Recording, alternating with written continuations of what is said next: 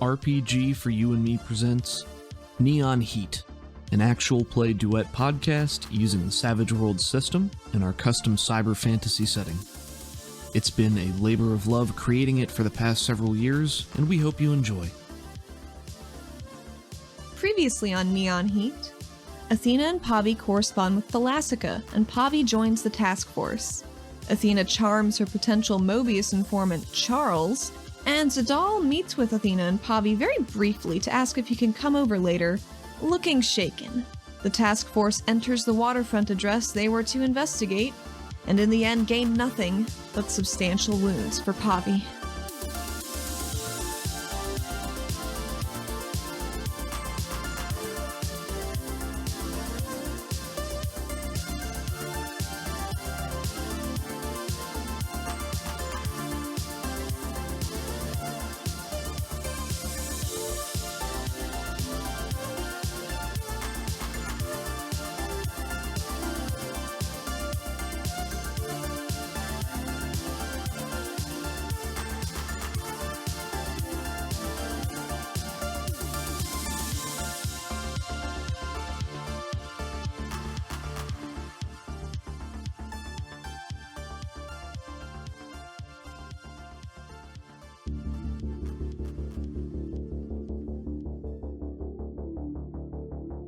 Everything is on fire. You started it. There were two goons who have now disintegrated into this black dust. There was another shadow-covered Yara that assaulted you that has since burrowed into the ground and disappeared into a tunnel. There is a gaping black hole in the ground where he left. And before he left, he had created this inky, oily black barrier covering the exit door behind you, which still persists. The Yara had leached power from you, and the goons had basically beaten Pavi into incapacitation. Yeah, she's in a heap on the ground, and I'm very concerned.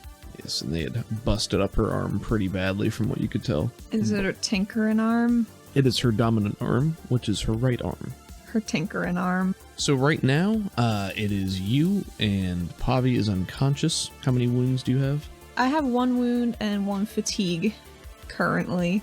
Athena, as you are trapped in this burning warehouse with your unconscious best friend, feels kind of familiar, I would like to grant you conviction. You haven't had any for a while. You probably should have at least one other time, but you get a point of conviction for this win/loss that just occurred in this pivotal moment where your friend went down, but you pulled through. It does seem like it's tending more towards a loss in Athena's mind right now. But hey, you're still both alive and not in maybe. like mortal danger. There's a lot of fire. There's a lot of fire. But nothing's like but the fire isn't conscious and trying to stab you. That we know of. Fair point. We pick up with combat having just ended. It's hot. It's dark. We do have those ventilators on, though. Do those help at all? Oh, you do have ventilators on. Thank you for reminding me. Mm-hmm. Then yeah. I mean, you have ventilators on. You're not going to have any problems breathing here. But we will have problems burning to death. Yeah, that's not going to help you. Yeah, probably not. My main concern is Pavi currently. Is there... Like, I need to get her somewhere that's not here. Mm-hmm. So can I carry her? I don't know how much Pavi weighs. Generally speaking, you can usually carry somebody at like half your movement speed, or drag somebody along at half your movement. Could I fireman carry her? Yeah, Pavi is physically a little bit smaller than Athena. Probably similar weight or slightly lower, but she's very dense. Or she's very scrappy. But yeah, you can, even with a noodly strength. Well, you have a D6. I have a D6. Okay, so you're actually stronger than Pavi for... Oh, wow. Yeah, you can definitely lift Pavi and carry her. Okay, cool. I get her up on my shoulder, because freaking out's not going to help anybody, even though that's really all she wants to do right now. Because a lot of bad things just happened. Yeah. And this whole lead is just a fucking bust now. So she gets her over her shoulder. So you go to move Pavi, and Pavi is unconscious, so she doesn't cry out in pain or anything like that. But her right arm is definitely hanging at a bad angle. Oh, it's moving in ways it shouldn't. You can make me a healing check. An untrained healing? If you don't have it, it would be untrained, or if you have like a knowledge science for biology or something like that. I do not. Go ahead and roll it. That's not enough. Yeah, it looks bad, but you don't really know what's going on. But Cool. it looks bad. I want to try and keep it stationary. I feel like Athena would have that presence of mind about her, just so it doesn't fuck it up further. I don't know if I want to call for a roll on that, because, like, Pavi's not going to wake up and scream if you move it wrong, because she's literally incapacitated. Yeah. Can I have, like, her upper arm pinned against my neck or something? Yeah, I mean, I think you Athena's can carrying do her? something like, let's have you make me an agility roll to see if you can safely move her without messing up her arm or anything like that. So that's a no. So you get Pavi up and you pin her arm behind your neck, and you've got her in a fireman's carry. She's heavy and like a ragdoll sack of potatoes. Athena doesn't know where there's another exit, but she needs to start looking for one, because Athena doesn't think she can get out with her general fucked upness to do a teleport, especially to somewhere she can't even see. Yeah, and how are your PowerPoints doing? Oh, they're gone. At 0, right? They're at Okay. 0. So it is hot, and Athena is sweaty, and Athena doesn't have PowerPoints, and she's kind of hurt, Okay, but so she needs to get Pavi out. Oh, shit. I mean, as a person who is linked and knows about how Corey powers function at a base kind of level, would she be able to determine a duration? How long a barrier would last, even if it's a fucked up looking one? yeah, I think so. Go ahead. Would that and be a common knowledge or I think for this one, probably just a common knowledge is appropriate. Sure. For knowing, like, that sort of thing. And I'll give you a +2 because you have an arcane background. Okay. 5. Okay, yeah, with a 5, you know how your stuff functions, and that usually you need to be in the same area as an effect that you've created to, like, maintain it, concentration or maintain the effect, and that you can invest additional effort and power into your stuff after you've created it. But again, you need to be there to do it. So if He's gone. he's gone, as far as you know. So if he fled and he made this thing, it stands to reason that it's not going to stick around for too much longer. So right as you're getting back up to the front and you're standing there just trying to figure out, how do I get through this thing? You see cracks start to form in the darkness, like little pinpricks of light start going in it, and it starts moving outward, almost like a bubble is being popped, and the material is stretching away from that point of origin, like an inverted void almost, except neat. it's starting to fill with space instead of emptiness. I know she can't hustle any faster, but I feel like she tries. Yeah. Just imagine Athena standing there with Pavi and Fireman's Carry, standing in front of where the door should be, watching this wall of darkness slowly fill away, just sort of bouncing and bobbing there like, come on. But yeah, you give it just a couple moments longer and it fades away, and there's just sort of a sizzling in the air, a weird tar-like smell. Ew. Sort of persists all of this, but yep, the door's there. You can go out. Fuck, we do that. All right, you manage to negotiate your way through the door while holding Pavi, and you're back into the Caldonics afternoon air. She immediately sends up 2 flares from her flare gun. Okay. She would like support and backup. Okay, so I think support's probably a green one, like Makes medical. sense. I figure And- backup's just regular yellow Yeah, I think for that's standard Do that. regulators. I don't think she needs a pacifier at this point. sure. And are you holding Pavi still on your Yep. shoulders? Okay. So yeah, you get your gun out, you aim into the air, there's a click, and then a of smoke as it shoots off I into think the she air. watches it. And she puts Pavi down, but far enough away from the burning building Sure. that just tries to gently put her down. Wants to busy herself trying to check her vitals, though she knows nothing about anything with that bullshit. The colored trails of both the flares immediately imprint into the mist. You said you wanted to check on Pavi and stuff? Yeah. All right. Are you just trying to determine her condition? Yeah, just seeing if she's in mortal peril, because Athena doesn't know. Yeah, that's fair. This is sort of a continuation to what you've already done, but you're out of imminent peril, so I think you can give her a little bit more of a once-over. It's still going to be D4 -2 because you're not trained in healing. But healing is going to tell you what is good. Nothing.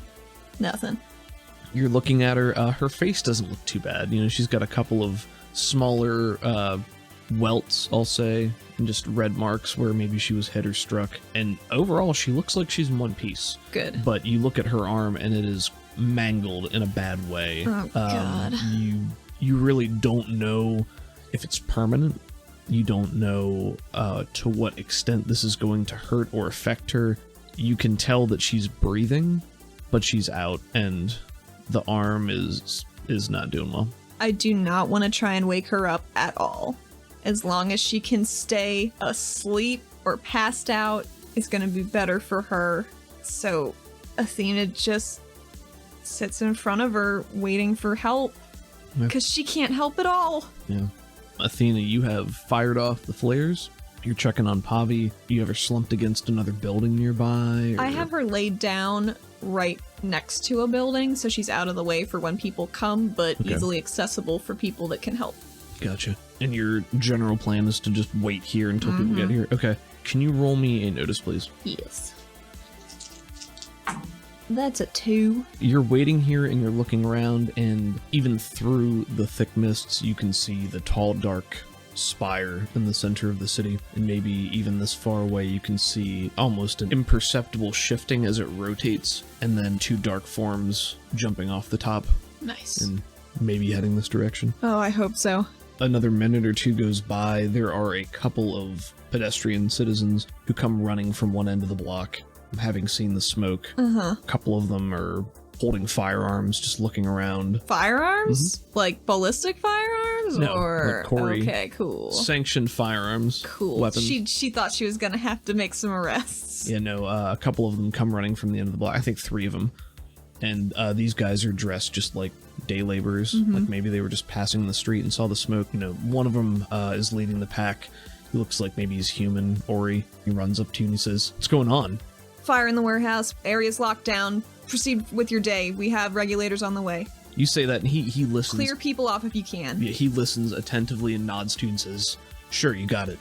Turns, waves the other 2 off, and kind of points back in the other direction, and you hear him shouting some things about getting people together and, you know, keeping them away. Thank you. And he nods to you as he turns and hustles away. As this is happening, within 30 seconds to a minute, you can see 2 forms swooping down out of the mists in the sky, much as you and Pavi had done. Athena's eye line is just on them. One of them is a medic.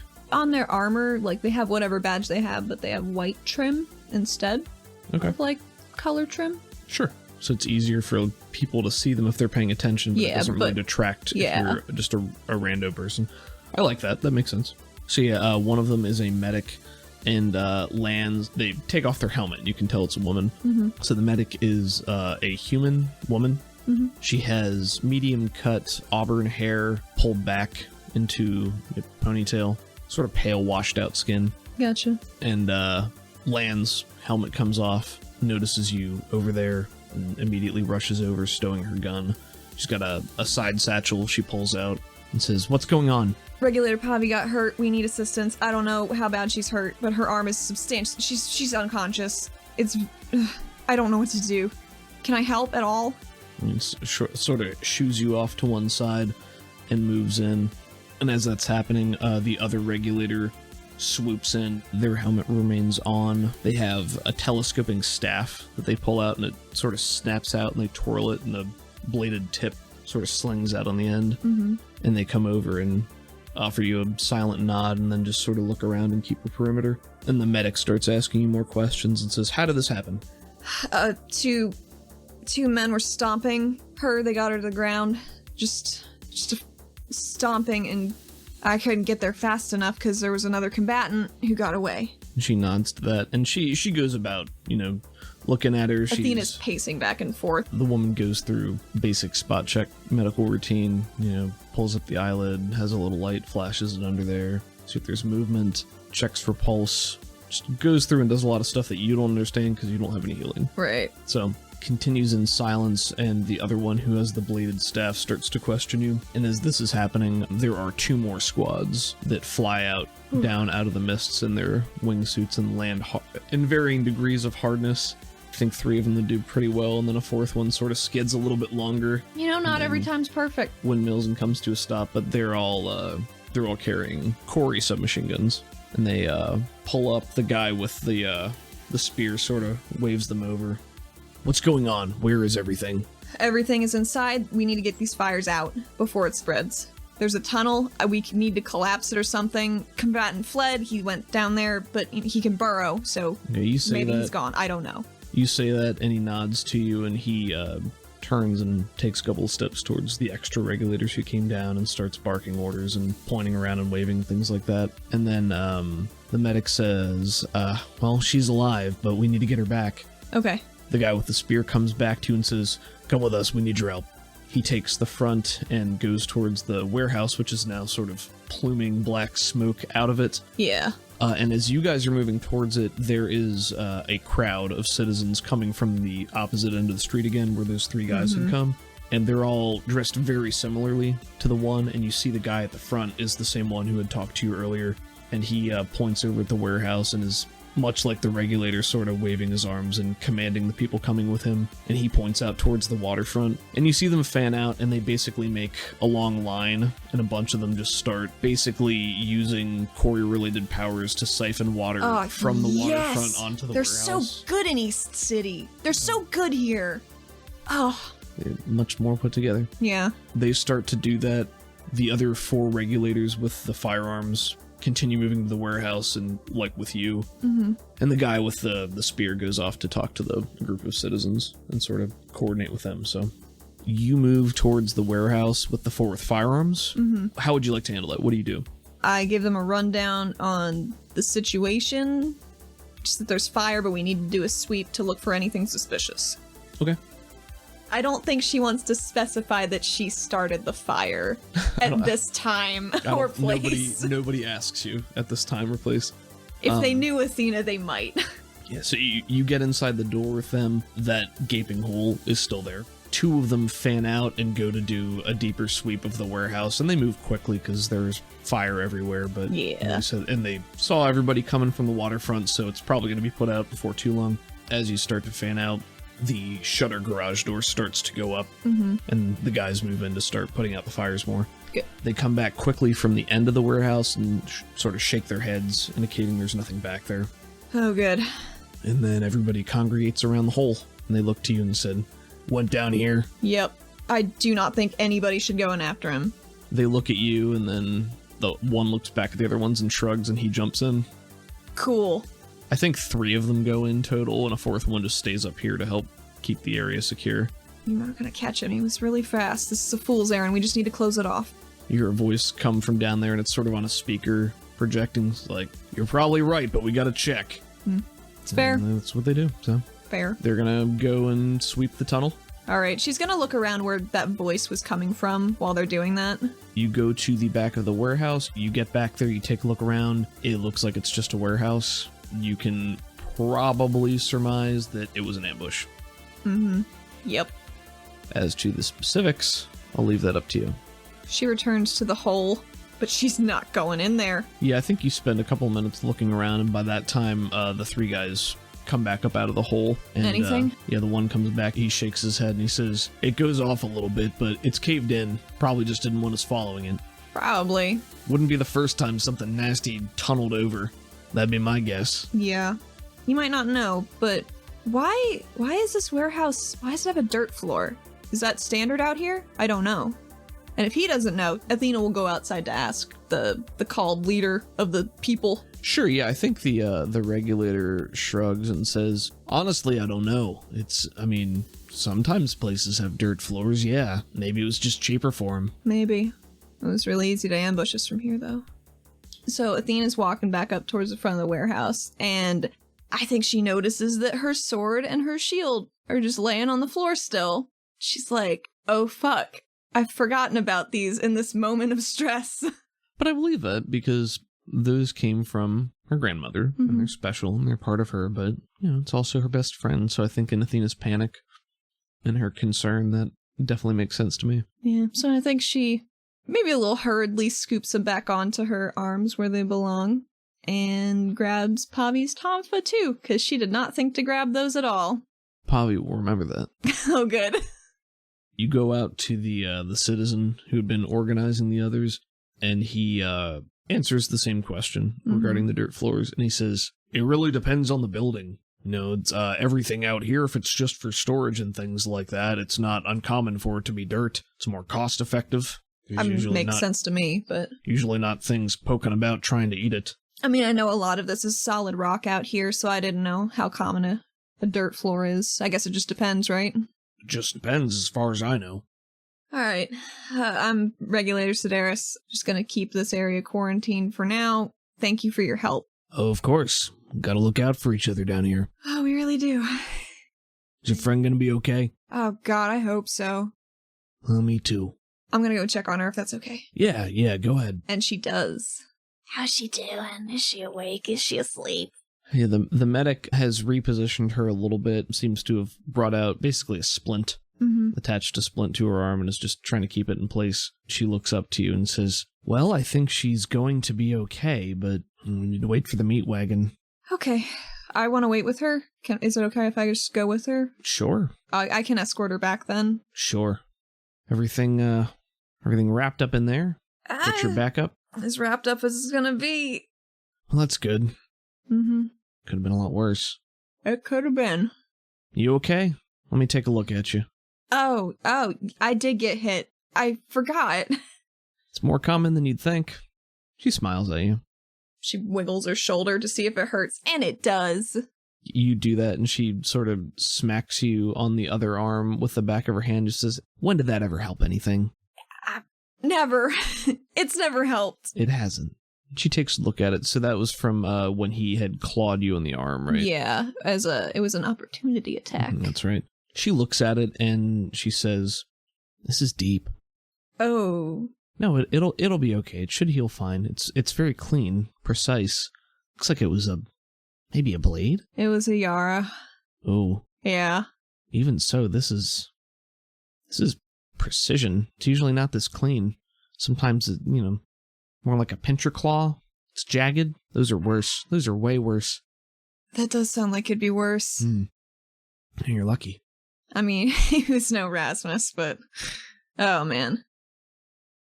If Athena could just get healed herself to get Pavi back to the Spire to have Roja do her thing, I think that's what Athena would like to do. Without being rude to a medic. So being like, "Hey, don't worry about her, fix me." Well, she splinted the arm, and that was something she was worried about. She didn't know what condition she was in or if she was even fit to be moved, but now that it seems like she is okay to get back to the Spire at least, she wants maybe a healing in a facility. So I think I'm going to make a roll for this medic. Okay. I think this is an average medic, so it's not going to be a wild card. I think an average medic would probably have a D8. Does that seem about right? Probably. I mean, if that's their job. Yeah, it's their job. So, would you like to roll a D8? I think you should roll it. Me? Yeah. Yeah, sure. It's going to be a D8 minus your wounds. Just one. D8 minus 1. 5. Okay. So that is a success. So she's going to heal your remaining wound. I think it's just a tube of Medigel. Okay, so right in there. Maybe it doesn't always take. Or maybe there's like a super glue. Oh, yeah. Like a mega glue. An ultra glue. Very, very good glue. It just sort of like solders your skin back together. She's looking very pointedly away as this is all happening. Sure. But, oof. She gets that in there, and it feels if you poke it, maybe it's like a little squishy tender. or a little tender. Oh, gross! I hate that. Blah. Blah. That's what my heart said. Yeah, you're good. You're good. Okay. But yeah, she gets you fixed up, and she gives you a smile. So yeah, the meat wagon swings around a corner and starts coming down this road, and I imagine this block is just straight. The roads are straight. There's a little bit of space. Maybe all of the warehouses or lockers are just lined up next to one another, and maybe there's a bank on the other side facing them too. So it's just a strip of these storage units. I imagine that a lot of the shorter buildings in this area have roofs where they grow those light mushrooms on them. Oh, that's cool. So like each one has its own ambient kind of light around it. That's really cool. I like that a lot. Maybe different colors, who's to say? So the Domba, which is basically a large ram with metal wool, comes cantering around a corner, comes to a stop in front of you guys, and just the clop, clop, clop of its hooves, and the regulator that's Athena up gets there. just a little bit of a dopamine hit when she sees that Domba come around the corner. She loves him so much. Yep. That's what she needed to pull through. Yeah. And it's a large cart, and they look around quickly and say, anyone else? Just her? Just her. Right, and they quickly get her loaded onto the cart, and you are permitted to climb up as well. Excellent. The medic would probably come with The us, medic right? is coming too. I think the other regulator, the medic's partner, probably stays with medic as well, so you guys all go back together. But the other 4 regulators with their firearms stay on scene to just sweep things. Yeah, Athena gave them their orders, so... I think meat wagons are... Not the fastest. I've been calling it the meat wagon kind of facetiously, because this is like the equivalent of their ambulance. Yeah. It gets there quickly, it navigates the streets pretty fast, and it can carry things, so... They must have some kind of shocks on this bitch, though. I think that means there's definitely an art to driving it then, because you can like do some wide drifting turns and things like that, but the driver makes their way back towards the spire with quick haste. You guys swing through the streets. I think there's definitely the same level of preference shown to these carts that there would be to an ambulance in our day and age. Gotcha. It's getting around. And I think there are medical centers scattered throughout the city, a couple of them at least. I don't know if we have them labeled. We have a couple. Yeah, there's one right along... under the shard. Wow, from where you guys are, you're kind of equidistant between a number of them. Like, there's a clinic here, there's one there, there's one there, there's one at Central, there's one by the bubble. Mm-hmm. You're equal from a lot of them, but maybe you make the call and say, like, take her back to the spire. Like, you got the medic's help. You got the medic's professional opinion in that she was not about to die, that she was, like, stable but needed assistance, so it's not like you have to get to the closest one. Right. So if Athena's preference was take her to Roja, then you guys can do that. That would definitely be her preference. So yeah, you guys get back to the spire, just a lot of hooves clopping on there, and just the whoop whoop as you guys sail around the corner. Athena was sitting next to wherever Pavi was laid out the whole time, and she's got her unfucked up hand in hers, just holding it in case she wakes up really worried, but a little less worried, but still very worried. Yeah, she's still out. And the cart pulls to a stop right below the spire, so you're like underneath where all the spider legs are, sort of on that first level.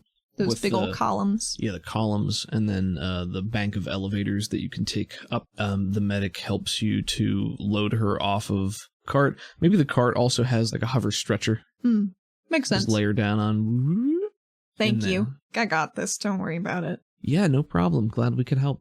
Me too. Stay safe out there. Shit, yeah, we're gonna do our best. And they move off to take a different elevator, presumably going back to Spire duty. Yeah, you take her up to the main lobby, I think. You can go over to the counter. Roll for Rebexy. Let's see if it's Rebexy. She can't be there all the time. Like, she's not a robot that's just plugged in. She's a person, so... What am I just rolling? Evens or odds? Evens or odds. Evens is Rebexy, odds no. It's Rebexy. It's Rebexy. Okay, so Rebexy is there, and she's got her massive cords that she has kind of for hair, and she's tapping away at her computer, and you wheel Pavi in on the stretcher out of the elevator. Yo. What do you do? Hey, Rebexy, can you let Roja know that Pavi needs medical assistance, and I'm taking her down? Oh, yes, of course. Is everything okay? Hopefully it will be very soon. And she looks at Pavi, who is still very unconscious, I assume, and then back at Rebexy, very worried. Yeah, you do that, and she says, oh, of course, go. Yep, going. And you look and back she does. And you see her moving quicker and pressing some buttons. And before you head off, Rebexy says, no, don't take her to the workshop. Take her to one of the medical rooms. What floor? 4th floor. She will go to the 4th floor. Yeah, as you're going back to the elevator and taking it up, you see Rebexy pressing some buttons and going from there. Cool. And the elevator ride is silent. And almost silent. Yeah, I hope. It's relatively short. I think it feels like it takes a while. You know what?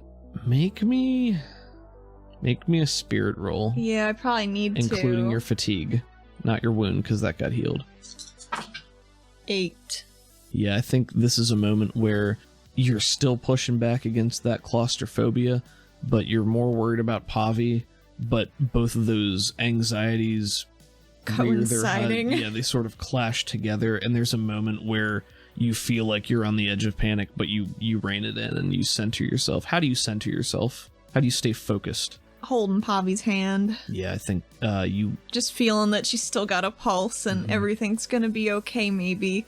Yeah, you're in this quiet elevator, and there's the slow ding-ding of the floors as they pass, and the very soft hum of energy from the hover stretcher that Pavi is laying on. And you look down, and she's unconscious, but looks peaceful. And you give her a squeeze, and everything's gonna be okay.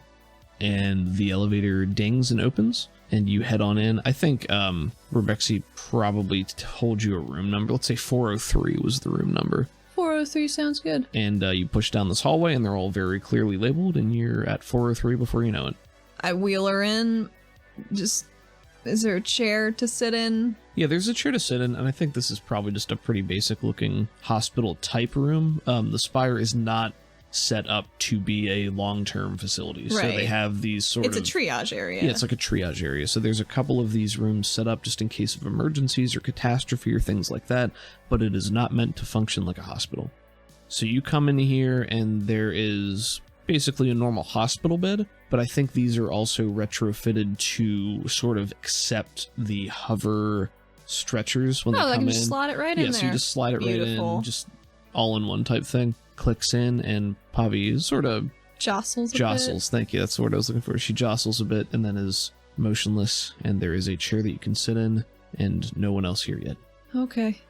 Athena pulls the chair over as close to the stretcher as possible, and she's still holding onto her hand. She doesn't know what else to do. I think she just lays her head on the railing of the bed as she, like, just kind of her forehead rests on it while she's there, just waiting. Yeah. The metal's cool, and this floor is quiet, just like the elevator was. There's not much movement or activity here. I feel like her ears are probably ringing. There's no way she doesn't have tinnitus at this point in her very stressful life. Yeah. And I think that scene holds for just a little bit longer until you can hear the elevator dings again back in the hallway somewhere. Ooh, she gets tense. And you hear footsteps, like jogging, if not running. You hear them come down the hallway, and Roja bursts into the room. And her gray-green ponytail is flopping behind her. She's dressed in her lab coat. She has like slim fit jeans on, a black tank top, and she is already pulling gloves on. And she comes into the room, and she looks all business. Just straight face, everything's good, in charge. She snaps the gloves on and starts moving in. There's a closet off to one side that she flicks open with a practiced motion and pulls out a cart with just laden with supplies and tools and things like that, and pushes it around, and she sees you there and says, "What happened?" She was attacked by two people. They had her on the ground. They just kept kicking her. Blunt force trauma? I think that was it. I don't think they didn't have any weapons. She's moved into the room. All four of her extra appendages are sort of in motion, whether they're adjusting the table itself or helping to reposition Roja so she can keep her hands free, that sort of thing. Athena scooches away from the bed to let her to not get in any sort of her way. Yeah, you do that, and Roja is, it's not like she's paying you no mind. Like, she's acknowledged your presence, and she knows that you're there, and you've gotten out of her way sufficiently that she doesn't need to address you for that. Yeah. So she's just focusing on the important aspects of the moment. Roja gets to work, and you see her doing her normal fare, just moving things around. She picks up and mixes a couple of small chemicals in a beaker. As you're watching, just pulls them out of the cart. There is a syringe, needle. She's got tape, just moving things around. She seems to be leaving the splint where it is for the most part, but just examining her and asking you questions. Do you need extra hands? I'm no Iva, but I got two of them. No, I think I will be fine. Thank you. Okay. Where did this happen? Where? Yes. Waterfront address we were investigating. It was an ambush. They knew we were coming. Were there any foreign contaminants? I don't think so. There was a Yara. There was a Yara too. Who was, I don't know if they were made of these shadows or if they were just covered in them, but the other people were covered in them too. But they were definitely still mostly people. but I don't know if that's a contaminant or if it's Corey. I don't know what it was. Was she stabbed? Injected with anything? Not that I saw. She was just, they had her in a grapple, and they were just pummeling her. There's a long silence before she asks, have you sustained any significant injuries? No, they got me fixed up. I'll Good. be fine. And then from there, I think it just continues in silence for a couple of minutes as she's looking around and just examining Pavi and moving things around. Roja is going to make a healing roll. She's going to cast healing. Would you like to make that roll for her? Oh, sure. What is it? D8 Psiology roll. I believe this is also combated by the negative healing modifiers.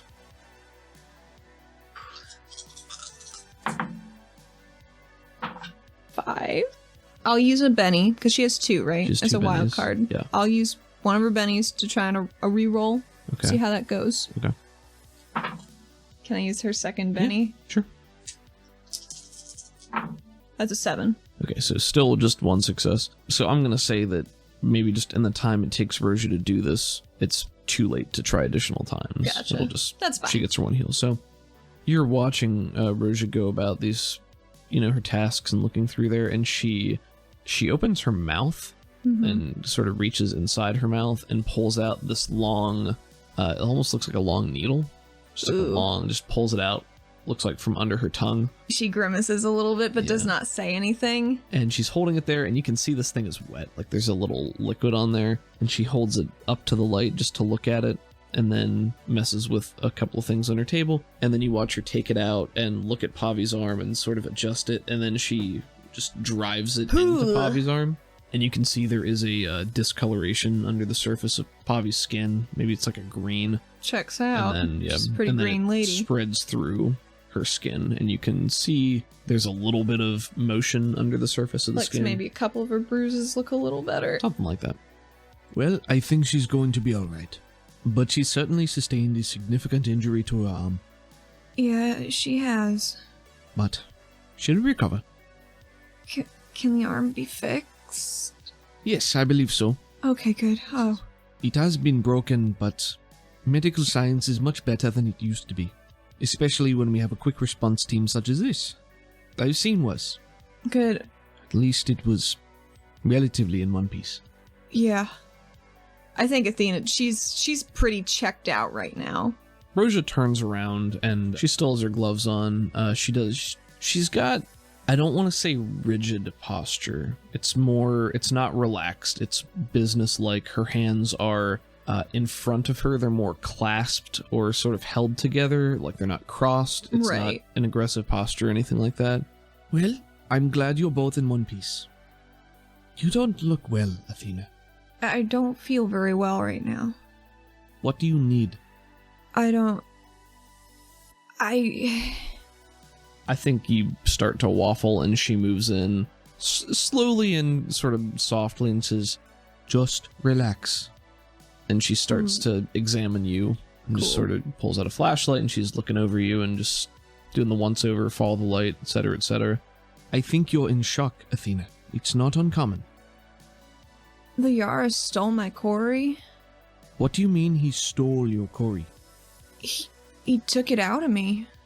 It hasn't been an hour yet. Probably not. So I don't have that improved recharge or anything either. I don't think it's been a full hour yet. It's probably getting close, but I think it's at the point where you still feel exhausted, but you can tell like your reserves are building back up. So like you as a character know that it doesn't feel like it was a permanent wound or anything like that.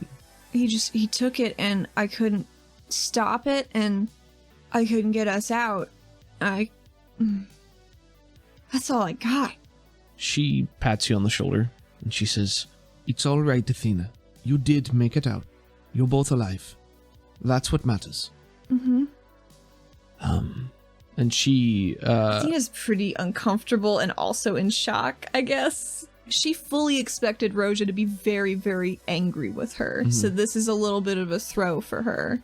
Go ahead and make me a notice. Oh. Just with your fatigue, I guess. That's a 4. 4 with your -1? Okay.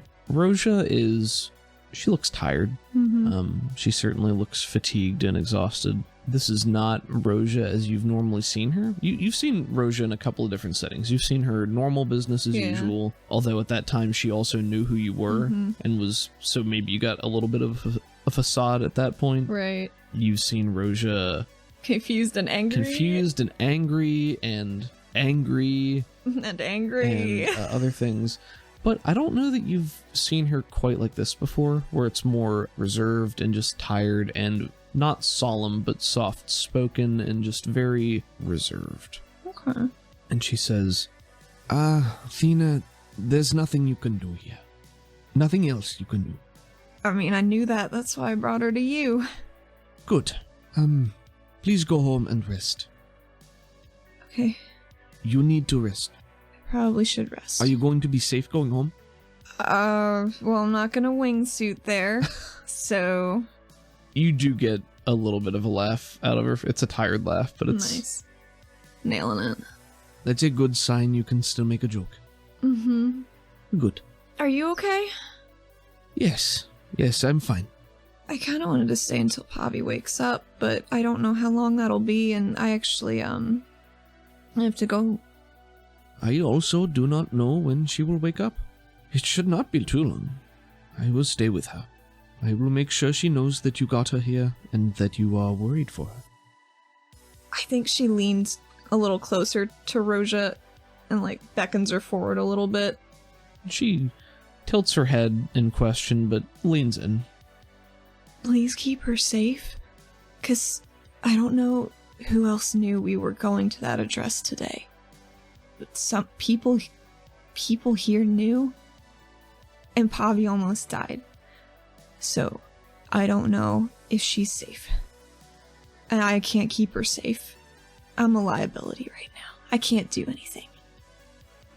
You say that, and Roja isn't looking you in the eyes. She's just sort of, her ear is in front of your mouth, and she's listening, and she leans back and nods, and then looks to you and says, I will. She will be fine. Okay.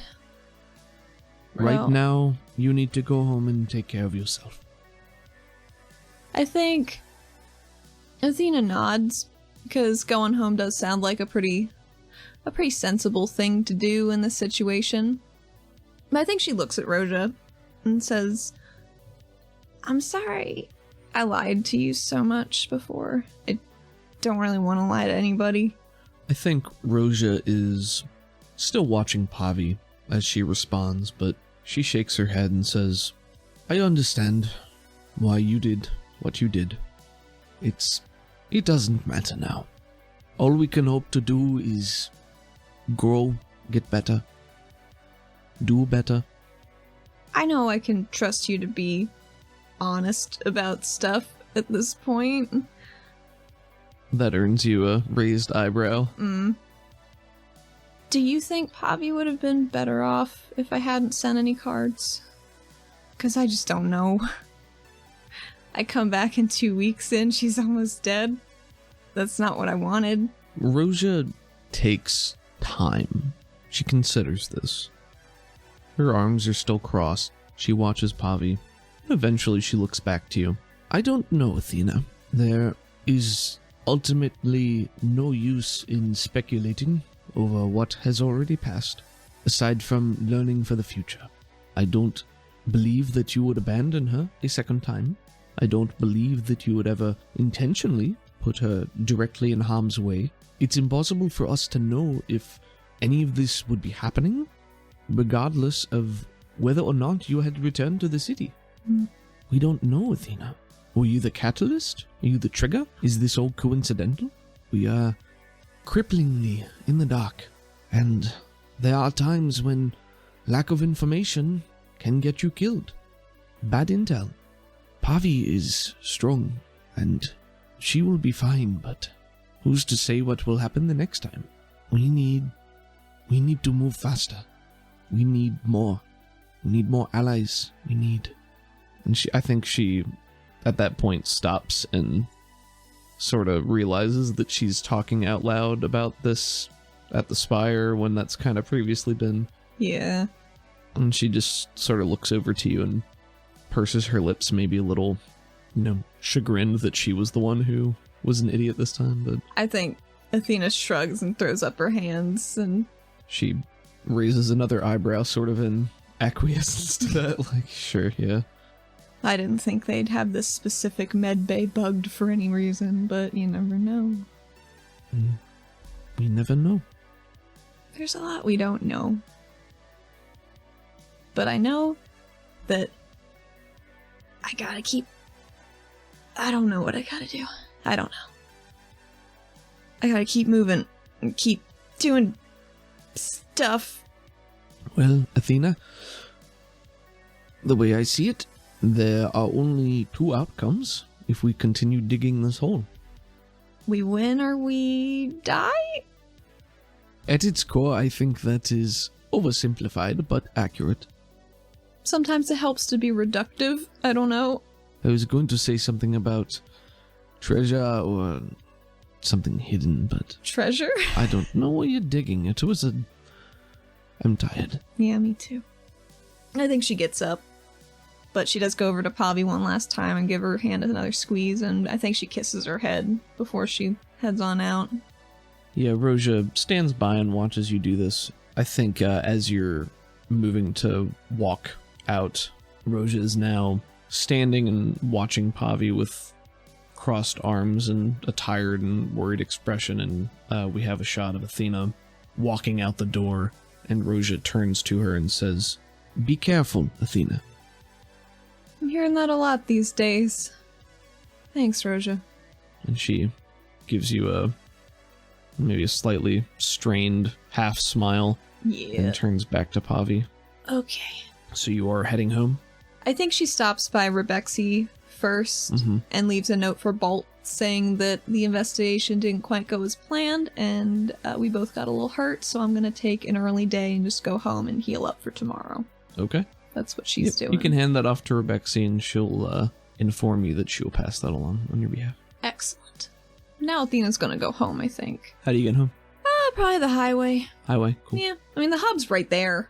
It's so easy. It's convenient. It's centralized for that purpose. But you can get on there. You've got your pass or you've got your badge, which basically doubles as a pass for you. Yeah. It's the middle of the day right now, so I think it is pretty busy. There's a lot of people going to or from work. Some people are just on their lunch breaks, looking around, but for you, you're just tired in the core of your being. By this point, I think you would have probably recovered 5 power points. Maybe like an hour has passed. So you feel it starting to come back to you. But like you're not, still. Yeah, you're no longer on your last legs, but you're still beat. You still have your fatigue. It's effort to even put one foot in front of the other. But with effort, you do make your way back to your home. Yeah, I hadn't thought about this, but I feel like she'd want to let Marv know. Oh boy, okay. You get back to the structure, which doubles as the Kaida Claw and your apartment, which is above. I feel like she started up the stairs and then that occurs to her and she's like, oh shit, and heads on into the shop. You head in. I think right now it's empty, except for Marv. Rui is not here. She's probably still off to work at the mines. Like she do. It's a pretty standard shop. Everything in here is metal or stone. There's a long, flat, sleek, clean table. I imagine it's chilly too. Yeah, and you can, I think you can Maybe see... that seeps upstairs. Maybe it's a little colder than it has right to be upstairs because it just leaches through the floor a bit. Nice, I like that. That makes sense. Yeah. Yeah, so maybe there's some of those plastic dangling door drapes, you know what I'm talking about? They have like the strips of plastic. Yeah, right? Yeah, you know what I'm talking about. I think so. You know what I'm talking about. Probably. Yeah, leading to the back room, and you can see Oh, yes, I do know. I do know what you mean. Yeah, there's a dull blue glow in the back room, and you can hear movement and shuffling and things around. There's a couple of carcasses on another table in the back of the room, but if you wait just a moment, Marv comes out carrying a haunch of meat over his shoulder, and he slaps them to the back counter before dusting his hands off and turns back around to you. And he is a large Nakir man, solidly built, definitely over 6 feet, maybe even getting closer to 6.5 feet. Comically much, much taller than He's Pavi. so big. He's a very large man. He's big, he's wide. Yeah. Well, it's also mostly muscle. Yeah. He's certainly partakes he carries of his... it. He does, and he partakes of his own goods, but he still gets quite a workout. I kind of always have imagined, like, the physique of Teacher's husband from Full Metal Alchemist. That's what I've always had in my head for Marv. Same for me. Nice. Yep. He's got dark hair. His skin is like a deeper, almost like a purple, like a shade of purple. Mm-hmm. And he's got yellow eyes. Maybe they're tinged more like yellow-orange. It's like a yellow-orange, Nakir, snake-like eyes. Got the seams at the edge of his mouth. He's got shaggier black hair, a thicker beard. It's usually tied back in a bun when he's working. And he's got a bloodied apron on. But he turns around, he sees you with his dusting his enormous hands, and he says, Oh, Athena, it's good to see you, isn't it? Isn't it the middle of the day? What are you doing here? It is the middle of the day, Marv. Javi got hurt. She's okay. She's okay. But, Roja's looking after her. I just wanted to let you know. Oh, I kind of took a half day. Sure, well, if Roja's looking after her, then, I'm sure she's in good hands. Yeah, that was my conclusion as well. Is she with you? Yep. Are you alright? No, no, I'm gonna be okay. But Roja said I'm in shock, so I'm gonna go upstairs and take a nap. I think would be good.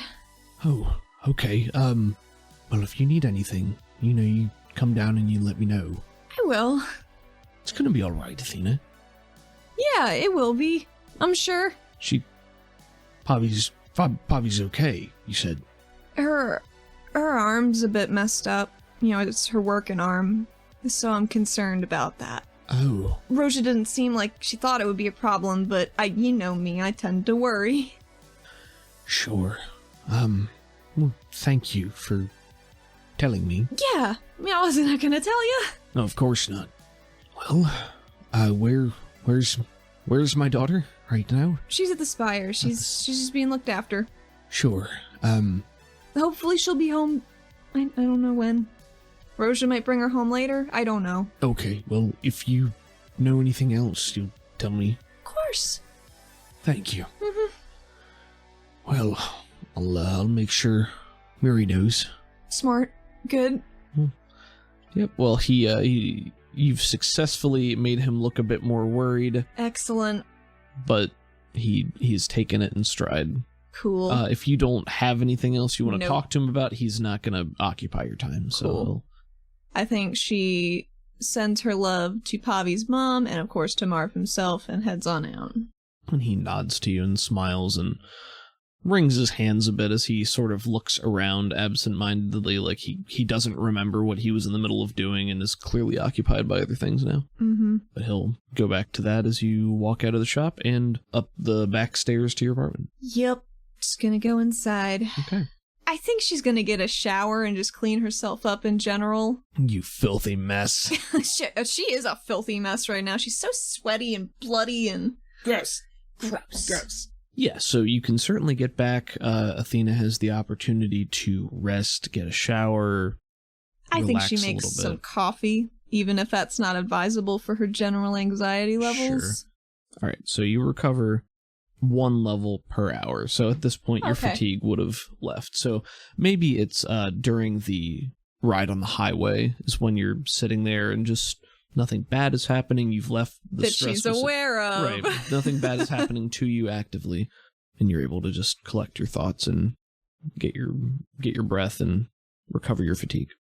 Gotcha. Cool. So on paper, you're almost back to full fighting force.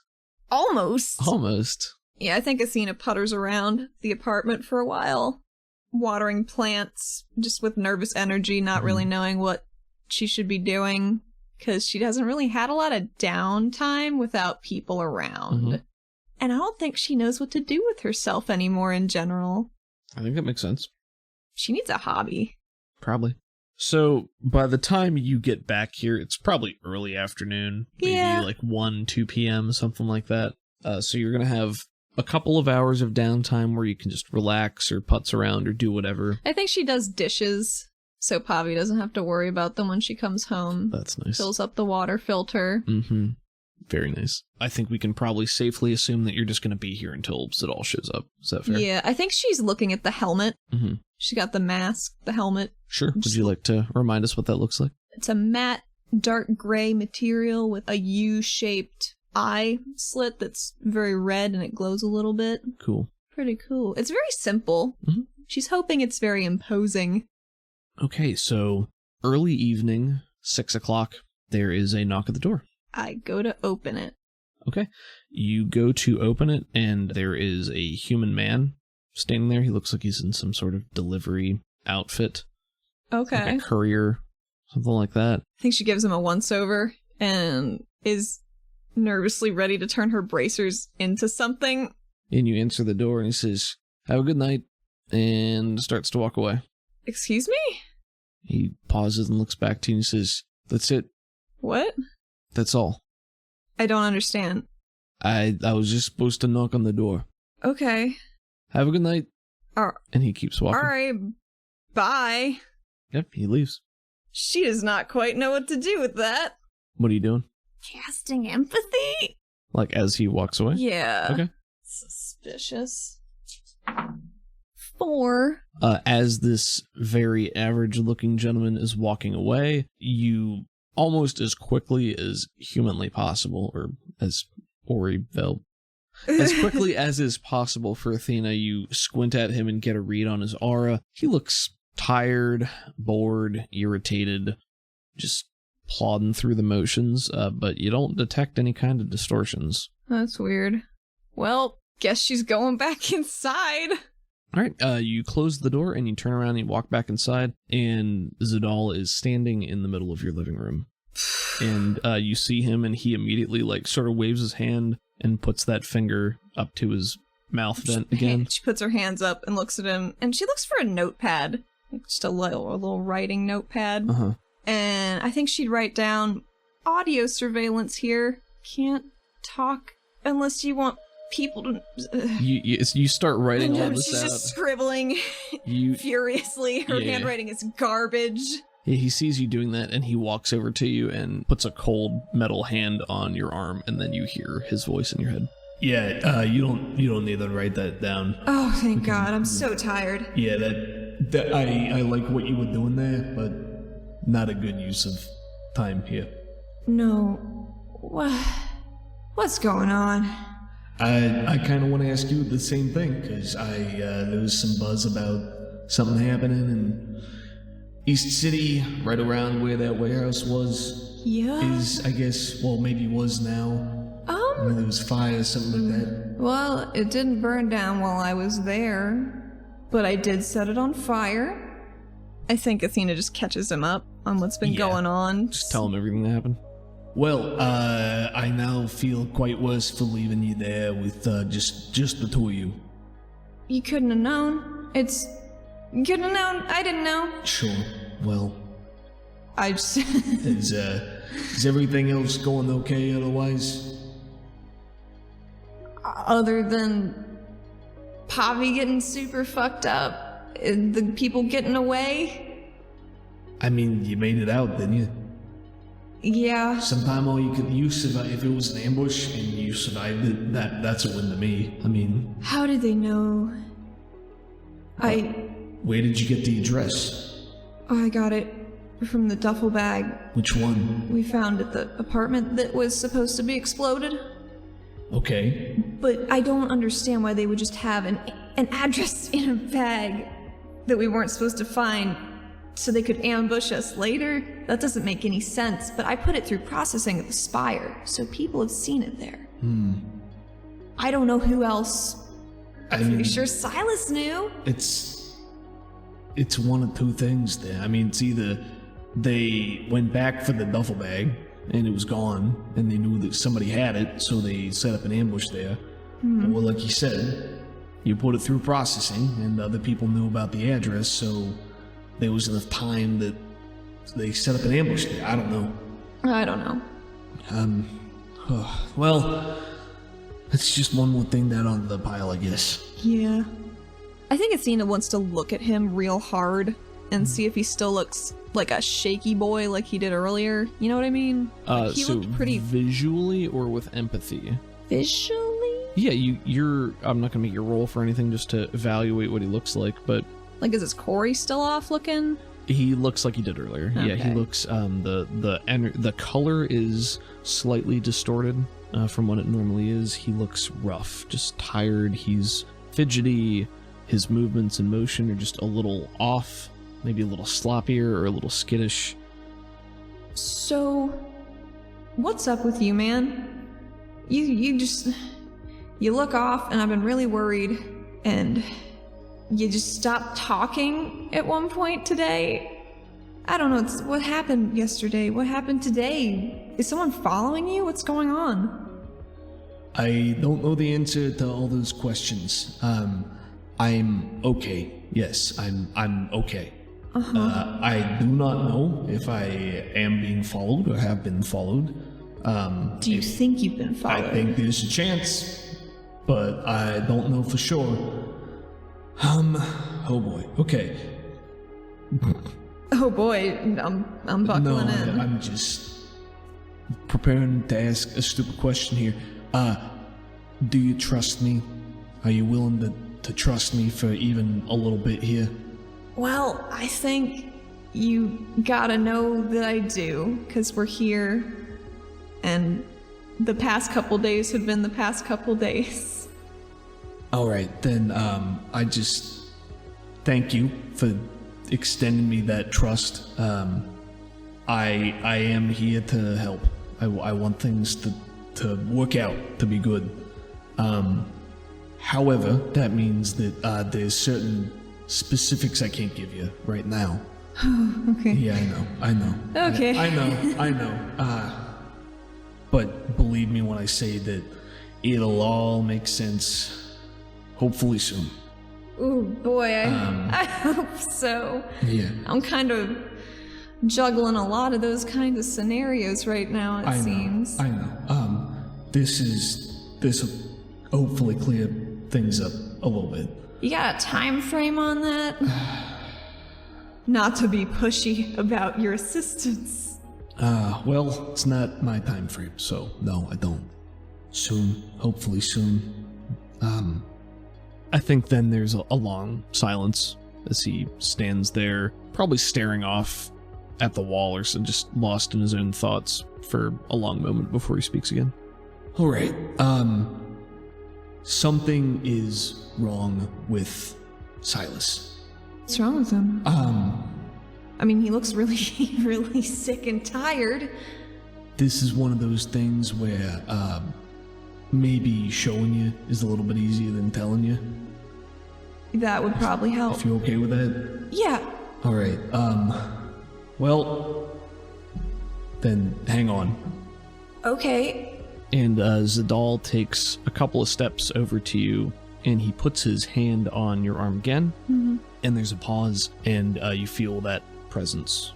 It's sort of like, knocking, like requesting entry. She lets down those little defense. I feel like it doesn't heat up as much if she's aware of what's happening. You know what I mean? Sure, maybe it doesn't. And your vision starts to sort of fog over, and you feel your presence being whisked away almost. I don't think she likes that. Yeah, you don't feel like you're physically moving at all, so you don't get like motion sickness. But it's a strange sensation to feel like you're moving, although you know you're not. Like if her brain had an inner ear, it would be real weird. Yeah, exactly.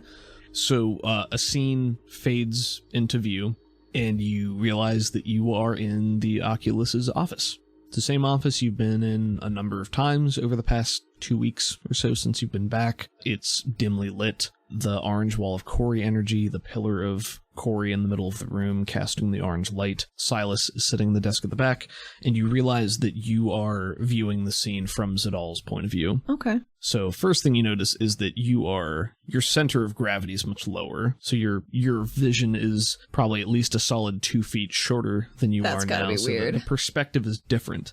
It's darker, everything is taller, it seems to loom a little bit more. Everything seems a little bit more ominous and threatening. All right. And you are currently standing facing Silas in his chair. So Silas is sitting and you are standing, and you're almost eye level, basically, just with the height disparity. Okay. And the memory cuts in mid-conversation, and you realize that Silas is wearing the same outfit that he was wearing the day before. When she went to go see him? Yeah, so this is presumably the same day earlier on before you went to talk to him. And the conversation, or the scene cuts in mid-conversation, you can tell. It's sort of like watching it fast forward a little bit. Like you're watching the memory fast forward up to this point, so there's some movement and some gestures back and forth, but it's going fast enough that you can't discern anything specific. You don't get any audio. You don't know what was said or anything like that. So nothing to glean there. Okay.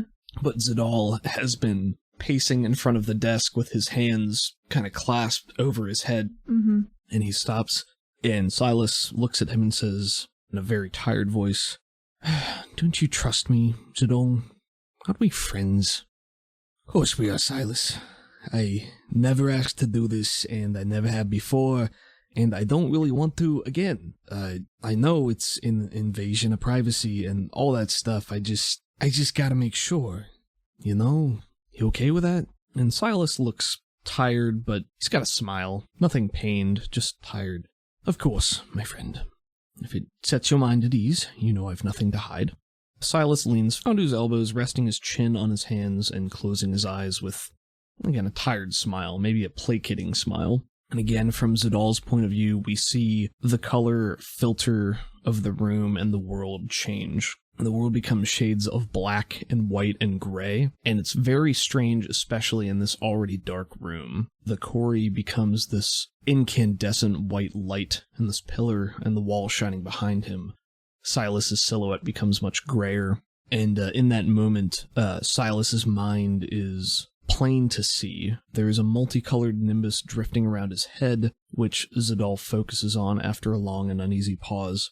And to Zadal, and in this memory, it's color and emotion that you have difficulty interpreting.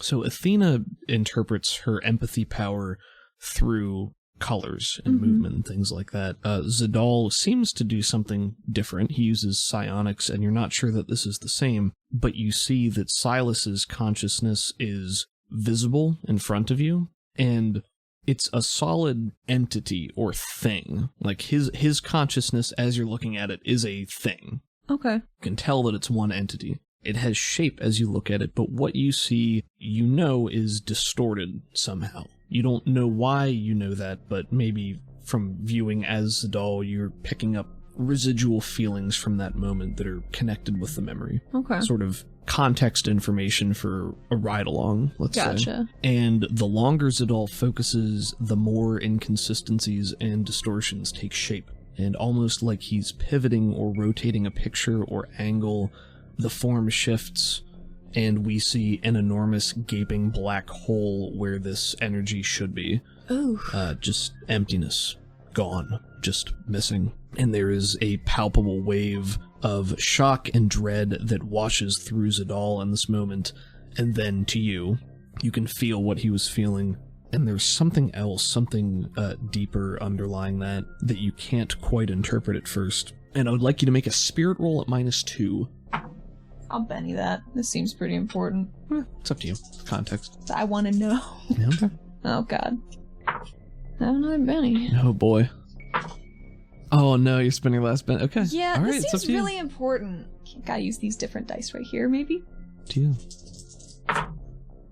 Fuck me, I'm the worst at this tonight. Oh, you didn't get it? Failed it every fucking time. But Hmm. I know you've just given me conviction at the beginning of this session. Uh-huh. Can I use my conviction? If you would like to use your conviction on what did you roll the first time? A 3. Okay, if you would like to use your conviction on this, I'm fine with you using your conviction instead of 3 bennies. Well, I'll take these back then. That's fine. You can use your conviction on Yes, this. Okay. I would like to. That's, you add 1d6 then.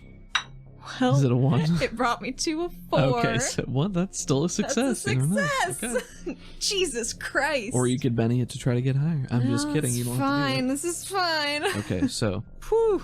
So along with this wave of shock and dread as you look at Silas through Zadal's eyes, to Zadal, something feels familiar. And you, Athena, do not know exactly how to process that feeling. Like, you don't know, you feel the emotion of, or not the emotion of, but you feel familiarity. You don't know if that means Zadal has seen something similar in somebody's head before, You don't know if there's something connected to Silas that feels familiar. You're just not sure. But something about this situation both terrifies Zadal and is familiar to him. Gotcha. That's not good.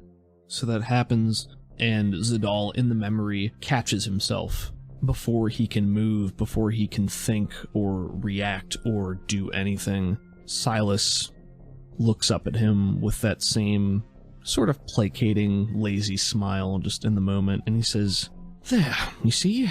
Satisfied?" And looks away and begins to pour himself some coffee, paying no mind.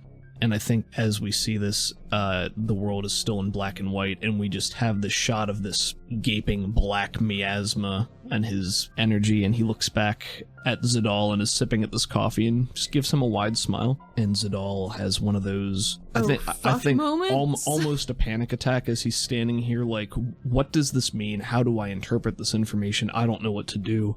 And just says, yeah, of course.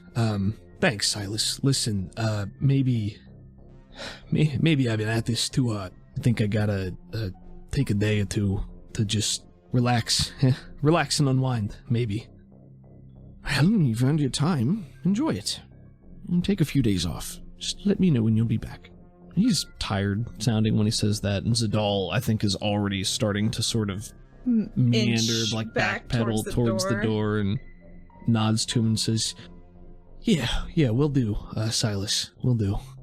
And then goes to the door and sort of starts to walk just a little bit faster as he goes towards the door, but catches himself and pauses with a hand on it. Actually, you know what? I think he pauses and he turns back to say something to Silas, and that's when the memory cuts back.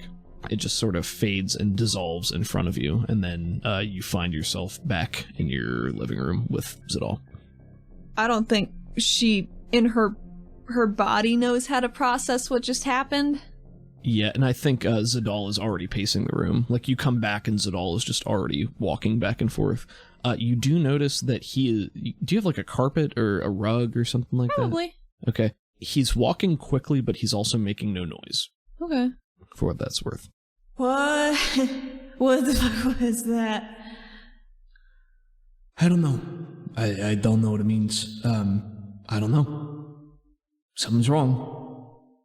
Silas is...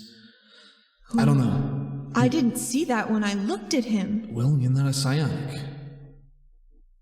You don't really know what to look for. No. I guess I do see it more simply. I just can't believe something that big could slip by what I can do. Who else is like that? I don't know, Athena. It's, I don't even know what it is that's been done. It doesn't look like... Silas is... Does he know about it? No. Oh my god. Of course, no, he doesn't. He thinks everything's fine. He thinks... He does... He's paranoid. He thinks people are following him. But people might be following him. Yeah, they might be. I don't know what's going on with any of that, and I can't... There's a lot of things I can't ask him because I don't know what's wrong with him, and I don't know what's wrong with him because I can't get a better look, and it's just one step at a time. But we're gonna need some more help to fix Silas. Can we fix that? I don't know. I don't know. I mean, I knew him years ago, and... I want to help him, but this is beyond me, and it's beyond you. Silas is on our side, I think. I don't know what's wrong with him, but I gotta try to help him. Do you think this is something Jex did before he left? I think she makes air quotes as she said before he left. Right. While looking at him. Just like... Yeah, Zadal is pacing as you're expressing this, and you ask about Jex, and he stops in his tracks, is sort of wringing his hands as he stands there looking around. I don't know, Athena. I do not know if that seems like a solid guess. It's possible. It's certainly possible. What did he want to talk to you about in the first place? You ask him that, and he begins to pace again. Nothing that I can talk about. Yeah. And he does pause again and looks over to Athena. You don't get access to all my memories just because of theirs. No, I was just asking. I didn't... Can I ask questions in this trying time? Yeah, you can. But, Not that one. it doesn't matter. It doesn't matter. Fuck, dude. Yeah, Silas is, as far as I can tell, still doing what he normally does. I don't know what this means. I don't know if somebody's in his head. I don't know if somebody was in his head. I don't know if it's persistent. I don't know if it's a one-time thing. I don't know what anything of this means. So, Why did it feel like I knew what that was? You say that, and he stops again. This time, with a little bit more rigidity, or maybe surprise. And he is facing away from you, so he's not looking at you. I don't know. Can I make a lie check? Sure. I'm going to give you +2 on this because you're sharing a consciousness. 10. 10 is a success with a raise. Yeah, he's definitely lying about something. Or he is not being fully truthful when he says he's not sure. I'm pretty sure I felt that because you felt that. So I think you're lying to me, but I don't want to be super rude and say, hey, I think you're lying to me, even though I just did. And I know you asked me to trust you. And I do. But I don't know what's going on. I'm just scrambling for any puzzle pieces to fit in somewhere to this garbage heap of my life. I think you say that, and he's quiet, but he's standing in place, and he starts to fidget. I think he's just sort of tapping his hand on his coat quietly, but pretty consistently. Make me a persuade. And this one, I'm going to say no penalty or bonus. Your argument was good, so I'm going to mitigate the penalty that I would have applied to it. Benny time. Benjamin. God damn! Oh, it's a 5! Nice. Yes! I took all 3 of your bennies. Yeah, it did. It did take all 3 of my bennies. All right, that's a good one, though. You spent a lot of bennies on this. All right, so you basically were like, listen, man, you just told me to trust you, and I do, and I'm trying to, but, like, I think you're lying about this, so, like, what's going on? Yeah. Okay. Yeah, he fidgets and sort of drumming his hands quietly on his jacket as you're talking, and there's another 15 to 30 seconds of silence, and then he slowly turns back to you, and he's not looking at you, it's more looking in your direction or at the ground. That's fair. I see where you're coming from. It's not, as far as I know, it's nothing nefarious. I'm not in cahoots with anything bad. I'm not out to get you. I'm not lying to you to try to pull anything on you. But the honest answer is, I don't know. I don't know what's going on. I don't know why I felt something familiar there. I don't even know what it was that felt familiar. But it was something about that, almost like a deja vu. You ever had like a deja vu? You know, like you sit through something and you feel like you've been there before, but then, you know. Did it? When we were at the waterfront the other day, and you said you asked me if I ever had a dream that I didn't know if it was real. Is this connected to that? Yeah, you say that, and he again takes a couple of steps further away, and this time he's not facing you again. I think he actually goes to look out onto the deck full of plants, maybe into the cityscape beyond it. Yeah, it's sort of related to that. We never really got to talk about that because shit got kind of weird. That seems to be a continuing trend. Yep. Yep. I don't really want to talk about it, Athena. I don't know what there is to talk about. I don't have enough of a handle on it to even have a conversation, feels like. I have these dreams, and in the warehouse, the first time, the orange and the moths and all the eyes, it was like looking at Silas. There was something familiar about all of it. I'd been there before, or I had already experienced that moment, or I had seen them before, but I know I never have. There was just something about it where I felt connected, or like, I don't know. How long have you been having dreams like this? Always. Sometimes just here and there, every couple of months, but this is a little different. This was like I've been there before. Sometimes, you got dreams, it's just, you dream something, you wake up, you don't know what it means, but it's different with psionics, with the mind. You can touch someone else's mind directly like this, you can have a conversation, you can share memories, or stories, emotions, things like that, but this was different. It was just, there was something there, something real, something I don't understand and don't have any kind of frame of reference for. I mean, is this something that happens with Arrow? Maybe. I mean, you guys are, like, born from Corey, and what you were looking at, wasn't that kind of Silas's connection to it, maybe? Or maybe that's just how I do it.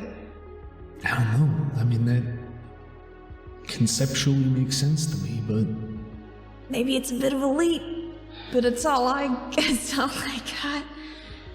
seems like we don't have much more, but I think it's something I might need to look for some answers for on my end. So, have you ever had dreams about different colored eyes? No, no dreams of eyes, nothing like that. It was, Just more a feeling? yeah. More like I'd seen it before, or I don't know, it's like you go out shopping for something and you find the perfect thing, and you didn't know you were looking for it, and you didn't know that it existed ever before in your life, but you know that in that moment you gotta have it. It's a bad analogy, it's not quite like that, but like something missing, like this is familiar to me, and I don't know why, and I've never thought of it before, but here it is, and I feel connected. I do get that. Yeah? Yeah. How is it for you? I mean, I didn't go shopping for them, but I think she taps on her bracers. My grandma made these for me, and I didn't know I needed them until she gave them to me when I started on the force. It just slotted right into place. It just made sense. It's like I always had them. I gotcha. Yeah, so, I don't know. I had kind of a weird night last night. Yeah? Yeah. I had, I went to dinner with my grandparents, met some council members, and had a really buck-wild mental conversation with something that seemed to come from everywhere and nowhere, and some green eyes showed up. Green eyes? Yep, just some green eyes. You know Peak in the bubble? Right at the top there with all the water? I am familiar. They were just looking down at me. I don't know even how I spotted them, because it was that they were there. And they were waiting for me, and they were watching me, they said. Well, that's 10 kinds of crazy, with a spooky cherry on top. I think the craziest thing that happened at dinner was when my grandma was trying to set me up with Bolt. No. Did she really? Just a little bit. She says he's very large. He is very He's large. very large. And I suppose he's conventionally handsome. He was wearing khakis today. Oh, God. He's a khakis man. That It doesn't surprise you, right? I would not have guessed beforehand, but it does seem to pull a lot of things together. Polo in or out, tucked. What do you think? Is it a weekday? Yes. Untucked? Oh, it was very tucked. Ah, damn it. Pinned his badge right through it. Oh, man. And I think you guys, talk a little bit more, but before too long, Zidal fishes a timepiece out of his coat. Listen, I'm sorry it's been weird the past day or two. I mean, it's been weird this whole time. But, I'm still not sure what's going on. It's sort of like not a lot's changed because we don't know who you can trust and we don't know what's going on, but I feel like we're close. I feel like we're close to a bigger piece, something big happening, so Oh, man, I fucking hope so. just hold tight, okay? Yeah, Stay alive. Be careful. here's the thing, though. Do you think you're being followed? Because I can just, follow you home. And watch. I doubt they'd think you'd have reinforcements. Whoever this nebulous they is, I can turn invisible now. Kinda. That's impressive. Worked on that last night. I was about to laugh and say that it's a bad idea, but it's not. I think it'll be easier for me to disappear on my own. That's fair. I don't know that I have enough information to even know what we're looking for or how to properly combat it, although I don't mind telling you that I will do my best to not walk on dirt for a while. Yeah.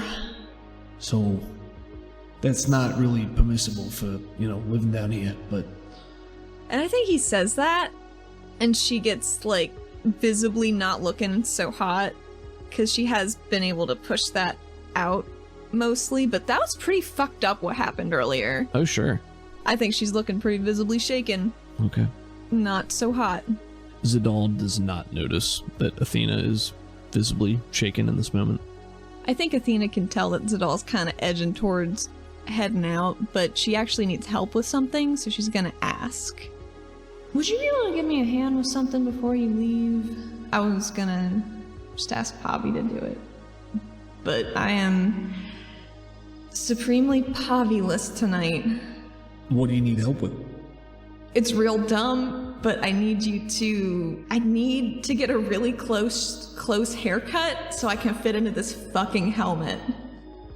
I don't want to try and do it myself and then shear off some skin and then be bleeding all night. That doesn't sound fun. Are you asking me to give you a good haircut? No. Okay. Not at all. Yeah, then sure, I can help you cut off some hair. Solid. Okay. So Athena pulls out a tiny sharp knife from one of her bracers and hands it to him like she's holding the blade, so it's not threatening. He'll take it after a pause and follow direction. Yeah, if you can just grab my ponytail and just really get in there, just hack it off. It's fine. Whatever you say. I think she tenses up just a little bit, hoping he doesn't stab her in the back, because you never know. Sure. There's an ominous pause. Oh, fuck. And then you feel the knife start to saw through Athena's hair. Slow going at first, but it slides through It's so thick. pretty quick. There's so much of it. Shears it off. I think she runs her hands through what remains of her hair to see how long it is and kind of musses it and shakes it out a bit, and I think it feels like it'll fit in that helmet. Cool. Nice. She tries it on. Does it fit? Yes, it Nice. does. It fits. Can you see anything back there? Is there anything showing? Just one dynamite haircut. That you can't see? Yep. Well, thank you. I feel 10 pounds lighter. Well, you might not be wrong. I think she looks at the ponytail that's, I assume, on the ground. Yeah, Just gives him a thumbs up and scoops it up, puts it in the pitcher plant at the end of the counter. Yes, there's a pause. Full of and then acid. You imagine you can hear I don't think it's a contact acid. I think that would be too dangerous to just have in a home. Probably, maybe. but I don't know Roja's life, giving Pavi all these plants. Well, nobody said Roja gave this one. She has a self-defense plant She on the does. balcony. That's so true. I think this could be real acid. That's true. Right? I don't know if I guess this wasn't something you had before, so. Oh, definitely not. Does this look adequately scary? Can you tell my eyes are narrowing? Can you tell I'm squinting? Oh yeah, it's real spooktacular. Fantastic. I hope it's good enough to fool Laverna, because that's what I'm doing tonight regardless. Yeah, me too. Is there anything I should ask her? Athena takes off the helmet, putting it on the coffee table, and shakes out her hair a little bit. There's plenty of things you should ask her, but I just want you to, I don't know, do something for me. Give her a slap, I don't know, spook her. Do something. Oh, I'm gonna spook her. Don't even worry. Good. As far as questions to ask her, if you can figure out who hired her, I mean, if she knows anything related to this, that's really it. I got nothing. She's an independent contractor. They probably didn't tell her anything. She probably got a dead drop and a place to go, and that's it. So, I'm not too optimistic, but whatever you can wring out of it is good. I will ring her quite a bit. Is it bad that I'm looking forward to it a little bit? I'm not looking forward to it necessarily to go yell at a bitch, but I've only been Athena again for a week and a half, so I'm not really used to this yet, so I think maybe I'm just looking forward to slipping out of this back to, No, I mean, it makes sense. You've been living a double life, or a different life, for years. It's not something you can just poof, set aside, go back to normal. I tried so hard. No, but that's your normal now, Athena. This is the second life. Hell, this is the third life. Oh. This is you coming back to something you left behind. That can't be easy. Doesn't happen overnight. Not even over a couple, turns out. Well, give it time. It'll work out. But yeah, I mean, go yell at a bitch. Gonna yell at her real good. Well, I hope you enjoy it. I'm gonna beat it. I'm gonna get out of here. I got things to do. Yep, me too. But I will be around and in and out over the next couple of days for at least. So if you don't show up for work, no big deal. I shouldn't worry. Probably not, but When should I worry? can we just leave messages in the spire? Sure. Alright, do it that way. You'll hear from me in, I don't know, 2 days. Okay. Probably send a search party. I'm already dead, so don't bother.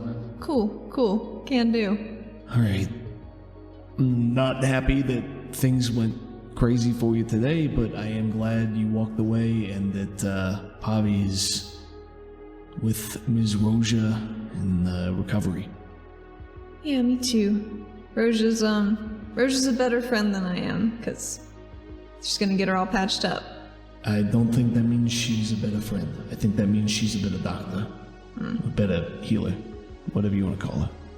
Yeah, maybe. She's better at preventing death. That is indisputable.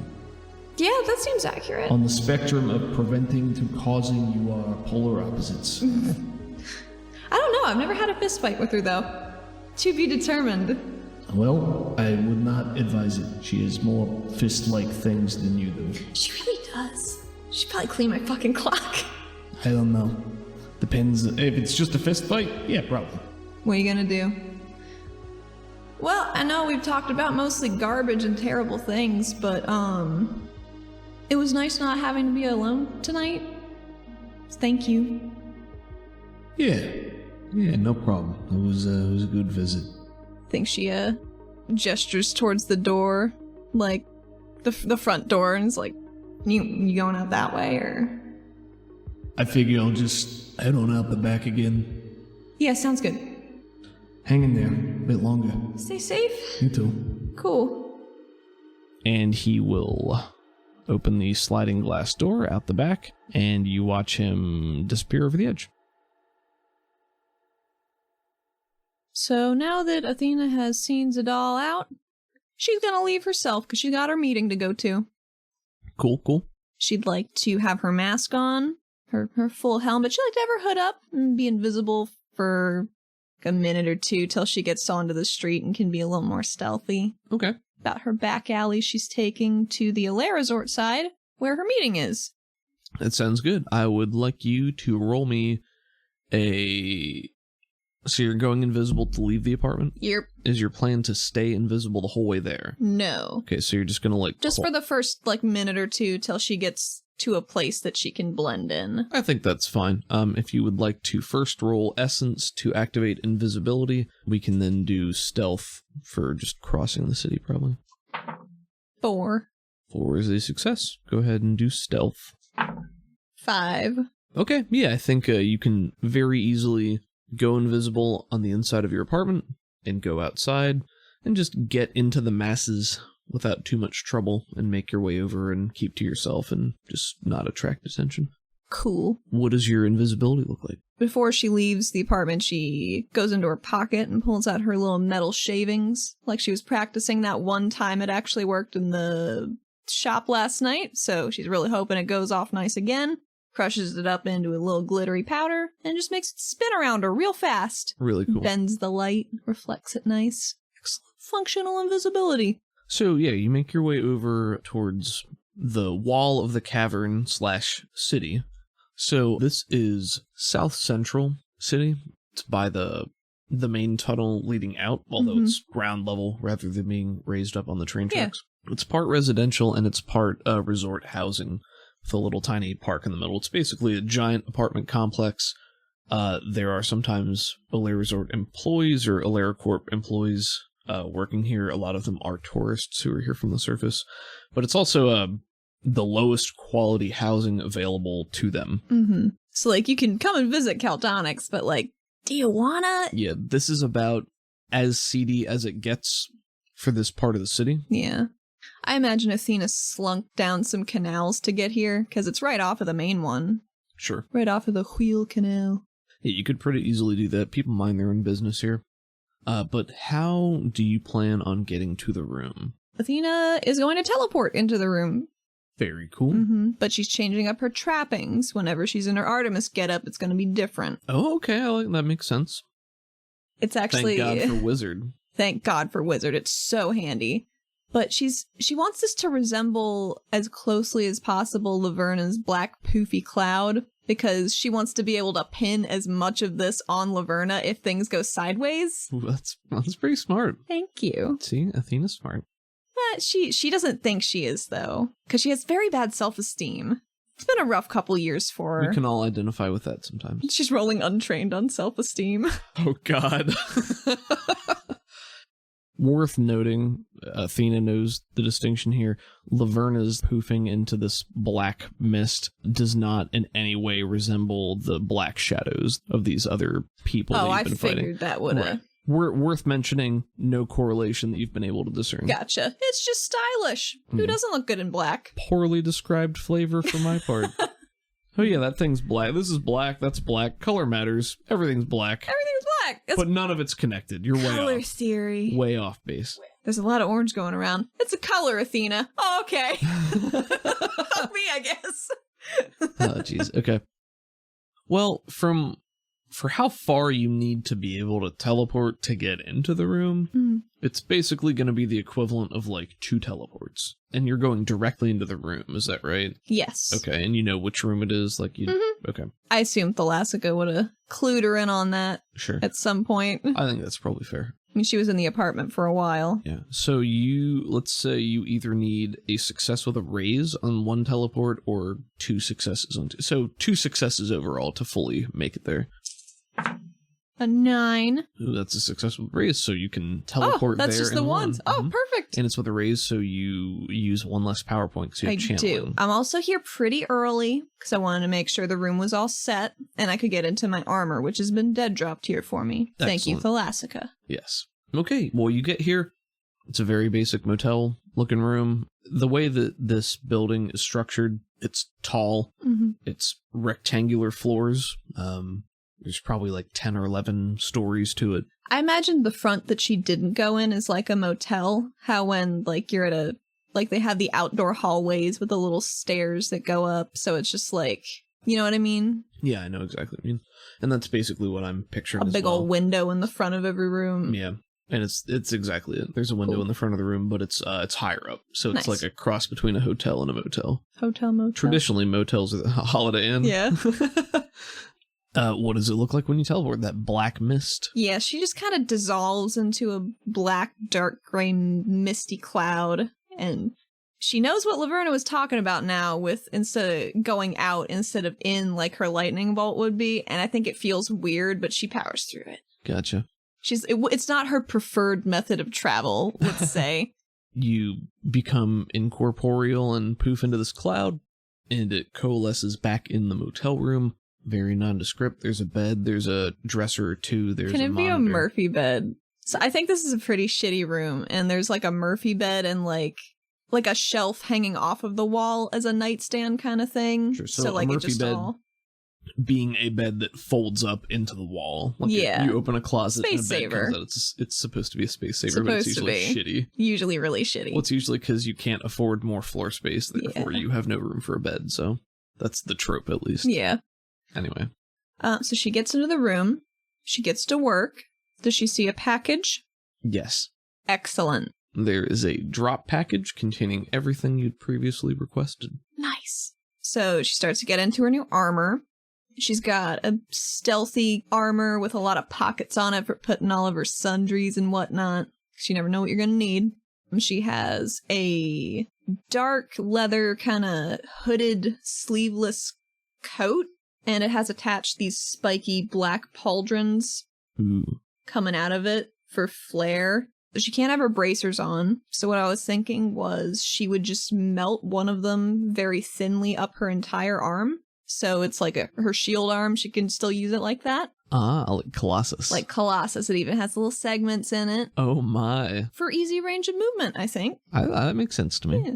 However you want. And then she made her sword, her regular sword, into a little scimitar, because she's never used one before, so it won't be traced back to her, maybe. And she has it on a little back scabbard now. Smart. She's got her hood up, and she's just waiting. Okay. Fair to say she's got no skin showing, nothing identifiable, just in her tones of dark gray and black, and I think it would have some little maroon in it to tie into her red visor mask kind of thing. That's cool. I like that. The armor that you are currently wearing is the smart suit from the Sci-fi companion. Sci-Fi Companion, yep. Sounds It good gives to me. you +2 armor, +2 to rolls made to resist environmental stuff like heat, cold, thirst, starvation. And you get a +1 to your stealth rolls because the armor can shift and change color a little bit with you. So cool. She did pick this overcoat, so she might be visibly confusing if she has to go somewhere with Laverna. Also, so she can maybe pin some shit on her. I like it. She doesn't want to endanger people, but Laverna does not seem excessively innocent. So Sure. I think, she's a Pantheon agent. She knows what's up. That's true. Okay.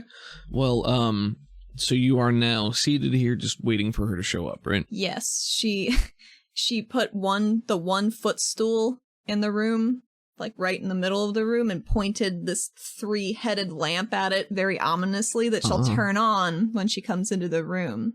Like a quest objective. Okay, so are you visible or are you invisible? Athena would like to be invisible like right around the time when stuff's popping off, like our meeting, because like I would hope that Laverna would be punctual for a very important meeting, but who knows? Invisibility drains an extra point a minute where you want to extend it, right? Yeah, the duration is 5, which I'm just gonna, if we assume each round's like 6 to 10 seconds, I'll just say out of combat it's gonna be a minute. It'll last a minute. Okay. If you are just wanting to activate it around that time, like give it a minute or two and then just keep renewing it until she shows up, that's fine. So make me a notice roll, please. 7.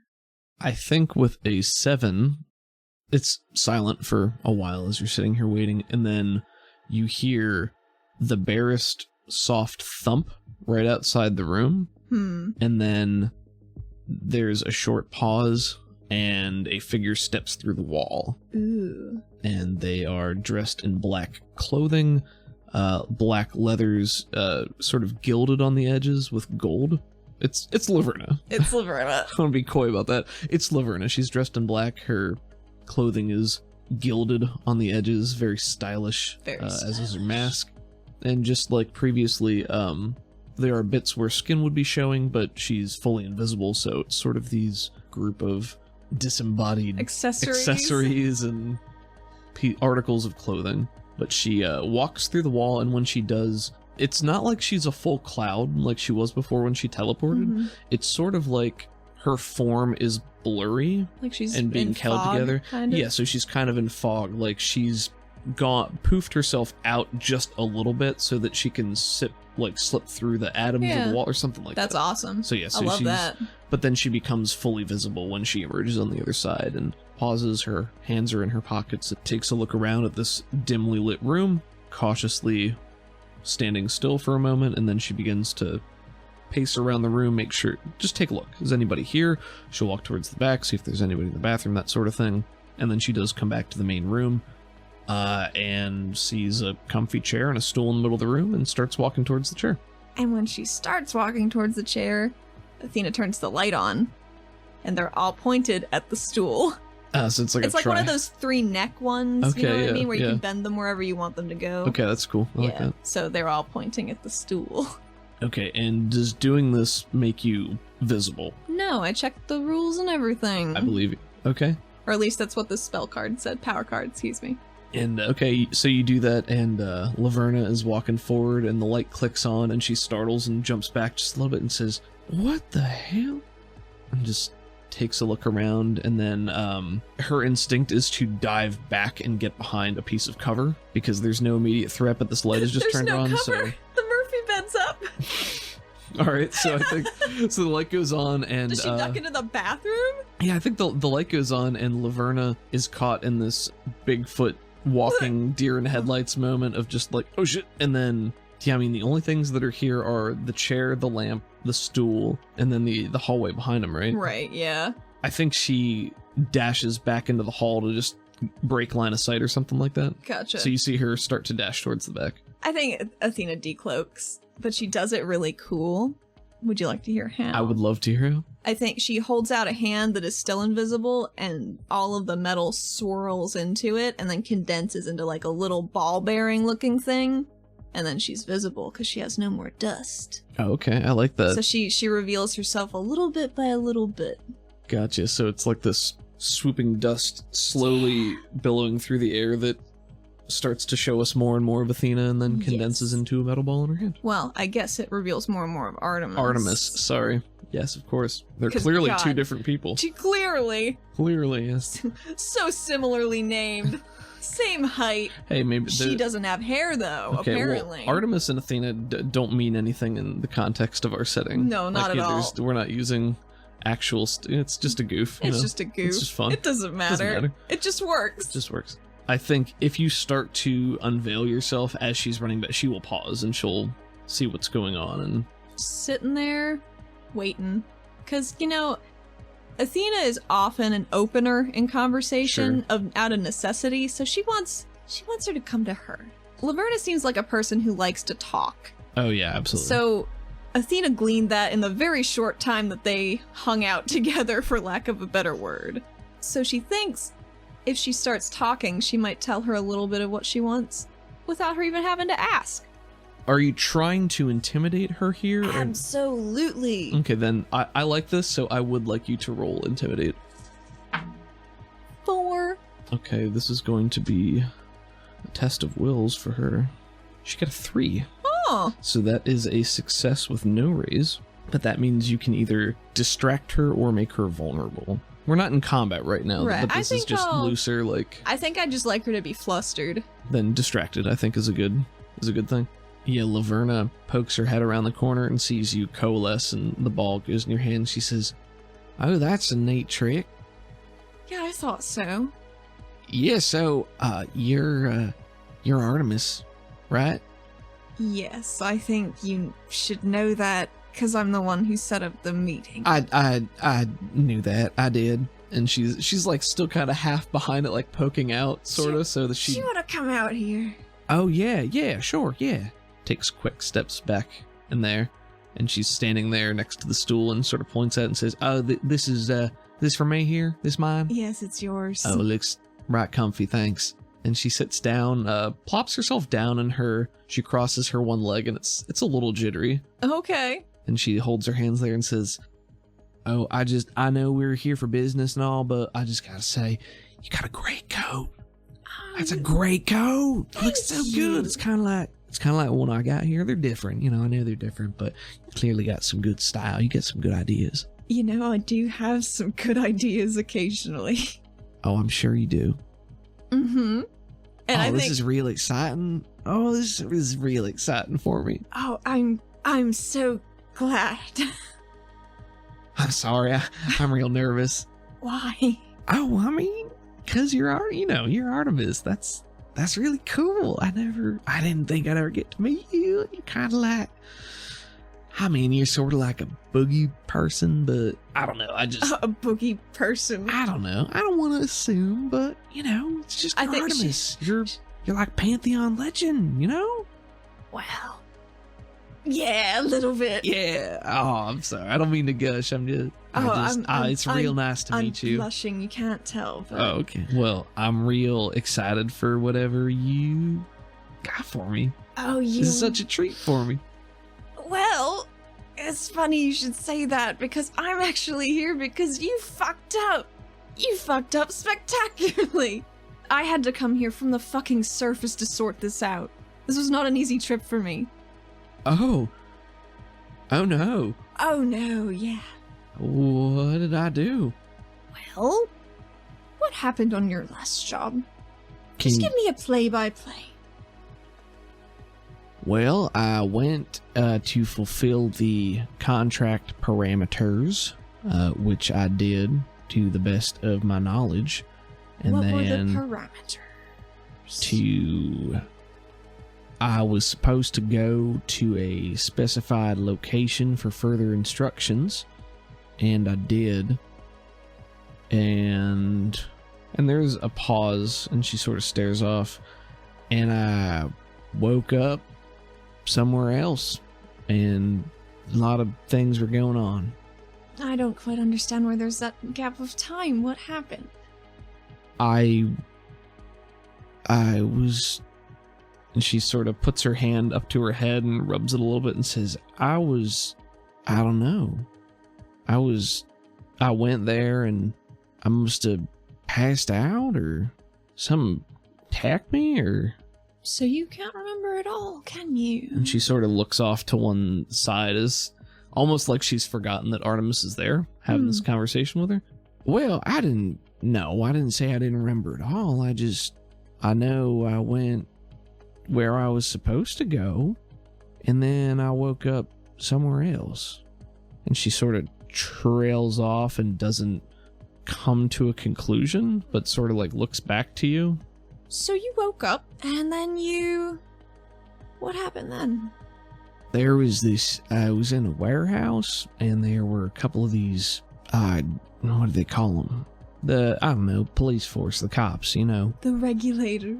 Yeah, them. There was a couple of them, and there was these people, they were fighting, and I woke up and I was sort of in the middle. But you didn't know what was going on? No, I just ran. I just beat it. And then what happened? I got away. Oh, I don't think you got away. And she sort of blinks at you, her mask sort of makes a quizzical expression, and she looks down and sort of pats her body and tugs at her clothes and says, well, I can't help not to be disagreeable with you or nothing, but I can't help but notice that I'm here and I'm not. And congrats for that. That's beautiful that you've done that. So proud. You got caught by the regulators, and now you're in a system? It said that you referred to yourself as Laverna, Pantheon agent. And now Pantheon is in the system, and that has just decimated my efforts to branch out into the city, making my job 1,000,000 times more difficult. Do you understand what you've done? There's silence for a bit longer, and she says, "Oh, I didn't think of it that way. Why would it make things that much harder? I didn't do nothing." This is an incredibly enforced area. You know how on the top, the surface?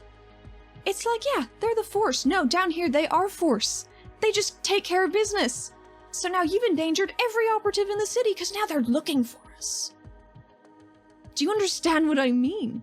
I mean, yeah, I do, but I don't really see how that's much different than anywhere else. They didn't really look for us before.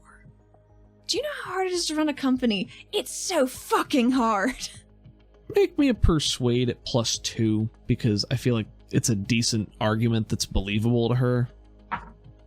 7. Okay. So you get done talking, and she leans forward on her stool a little bit, rolls her fingers on the metal seat, and it taps in the silent room. Well, I'm breaking all sorts of records and rules and things. Yeah. So, I think this is tough for me because I really don't want to be here. It's a pretty shitty little town in the middle of fucking nowhere, and it's very hard to get to. I've got things I need to do before I can leave, and I'm just at a loss. I'm real sorry, ma'am. She nods her head. Ma'am, I'm real sorry. I don't know how I can make this right, but I love my job. I love what I do. You know, I'm real good at what I do. You know, you see my file. I've seen your file. You do seem pretty good at what you do. Yeah, I am. Yeah, I'm real good. But I've got some questions, if that's all right. Yeah, sure. What can be done? How can I help make this better? What can be done? Oh, I'm so glad you asked. I was talking to my co-director, and we've decided that we're going to give you a test to see if you're still fit to operate within our ranks. If that's sounding agreeable to you. It's something you're well suited for already, so less of a chance you'll fuck it up. She shrugs a little bit. She hasn't really moved her posture at all. She's just been very stationary. I would like you to make me a notice roll. Just a notice. Straight up. Nothing. And Laverna is silent and thinks about things, and then she says, I mean, this is what I do. This is my life. I sure didn't try to fuck anything up too bad, but... Well, no one tries to fuck things up, generally. But sometimes it just happens, doesn't it? Go, make me an intimidate when you say that. 9. You say that, her form sort of shrinks in on itself just a little bit, and she says, all right, I'm not trying to have the boogeyman down my back, damn. I think she just blinks once, just not moving. All right, what do you need me to do? What can I do to make this better? How about you talk? I don't have your dossier in front of me because this fucking city, I can't get a signal in it, and it's awful down here. So, can you refresh my memory on who hired you and why did it tempt you down here? What made it so worth it to make the trip? It's pretty fucking out of the way. She says, it was a contract on the side. It was posted up on my page. It was just a lot of money. It was far away, but the job description was basic. It was basically go here and be a Be a what? Yeah, it was just, go here and that's really it. I'm gonna do a lie check on that. Okay. 11. Okay, so an 11 is a raise, almost 2 raises. She seems to be telling the truth. But what she's telling you is like... weirdly segmented information? Yes. Weirdly segmented information that isn't super useful. She looks like she's thinking really hard about this. But it's kind of like if you'd ask somebody, if you're like, hey, what's 2 plus 2? And they sat there for 5 minutes and was just like, 5? Oh, so like me adding my dice totals? You can have a penny for that. Oh, hell yeah. Here you go. Just hit me with that self-deprecating humor. You know I'm a bitch for that.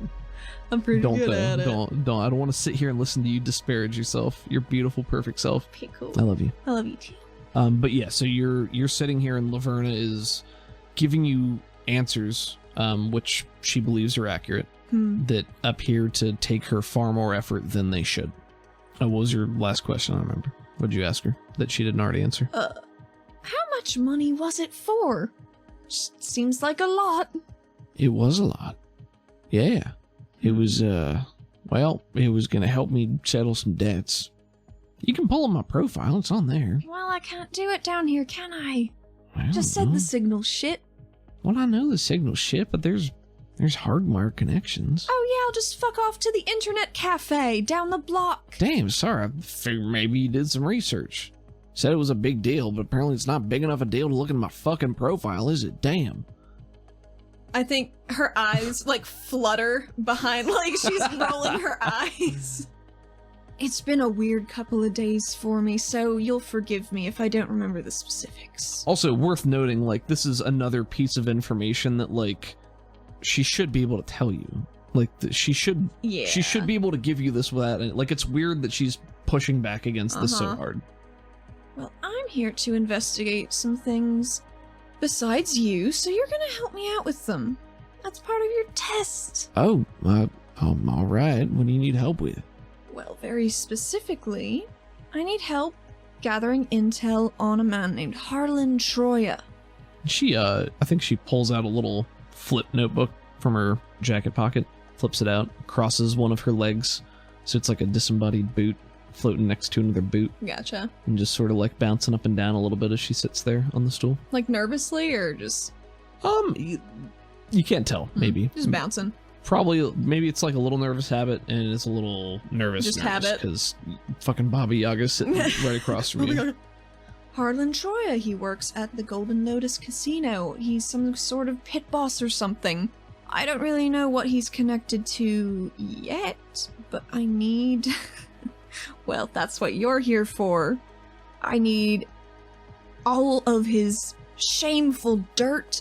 I want to know everything about him. What are his habits? What are his aliases, if he has any? Frequented locale, allies, what can he do? Because you and I are gonna kill him.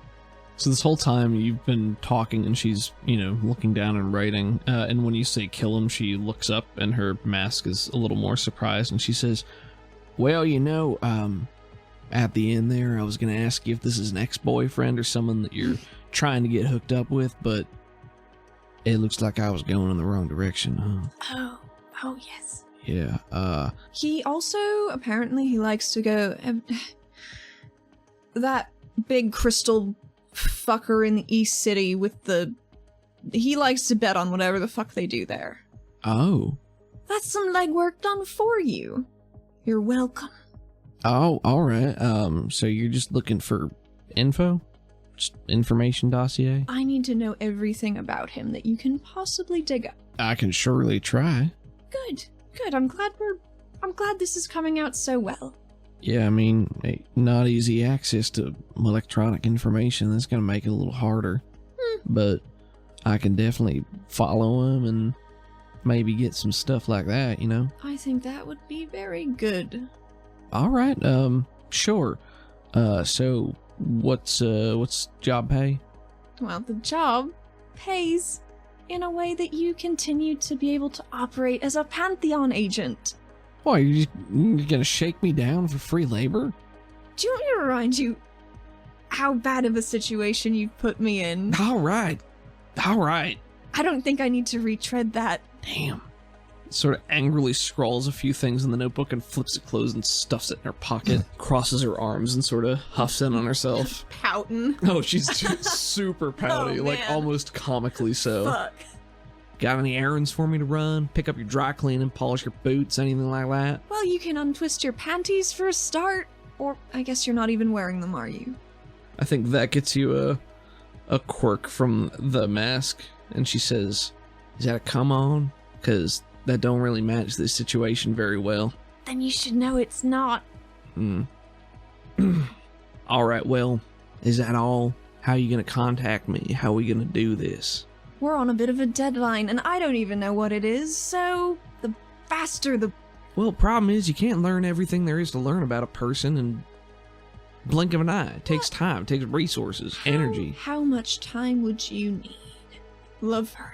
Well, God, I don't know. I mean, down here, I don't have easy access to electronic information, so everything I can dig up is either going to have to be a hard copy pulled from some fucking mushroom files, or I'm going to have to be there in person and hear it or pull it out of them or something. So, down here, a while, maybe. Days, weeks.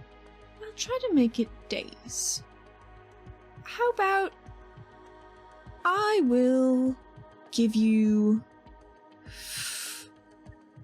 A week and a half is about all I can muster on that. Well, here's the thing. I mean, if you're looking to establish, schedule, things like that, that's the type of thing you gotta watch for weeks. I can tell you where he goes in 7-day period. Might not mean anything. Might not be different. Maybe he's on vacation. Fuck if I know. Damn. But this information will be very, very good. And I know you're gonna do such a good job. All right, well, how do I know you're satisfied? Because if I do this for a week and a half and I come back and I give you all the stuff and you're like, oh, well, this isn't what I was looking for. Is that supposed to be my voice? I don't know, that's what it sounds like to me. Oh. Shut up, I stealth. I don't talk to people. I don't want people to look at me. Oh, but you seem to love a chat. Well, I don't know. I was hoping I'd be more excited the first time I got to meet the famous Artemis. But this kind of sucks. I'm kind of a bitch. And I know it's probably stupid for me to say that standing here and you just chop my head off or something if you want to, but it seems like you need me for at least a little while, so... No, you know what, Laverna, it's not a stupid thing to say, because maybe I am, but I've got a lot of things on my to-do list. I'm very flattered that you wanted to meet me. Is that a bit of a come on? Well, I'm not sure now. But, I think she does wink at her through the mask. well, I'm just getting all sorts of confused, so... I think you'll know that I'm quite satisfied with the results of this when Troy is dead. And that's what this information will facilitate. Why you want to kill him anyway? No, I mean, not that I care, and first time I kill somebody, but I don't usually take hit jobs. I guess that's kind of what you do, though. It's mostly what I do. But I don't think you really need to know the specifics right now. Maybe after he's dead. Yeah, fair enough. Maybe you'll glean something in your research. Alright, so you want me to look into Harlan Troya and find out everything I can about him. Well, I don't normally get my hands too dirty, but yes, ma'am. Happy to be on board, I guess. I think the reflection of her eyes like kind of bow up like she's smiling a little bit. You know what I mean? Yeah. I think she nods, but she doesn't say anything. Here's what I want to do. I want to teleport out very ominously and spooky as I say a thing to her. Is that a thing I could do? Yeah. Roll for your teleport first. That's a pretty good teleport. What'd you get? A 16. Oh, wow, that's really good. It's a pretty good teleport. Several raises, so one less power point. One less power point. Goes real far.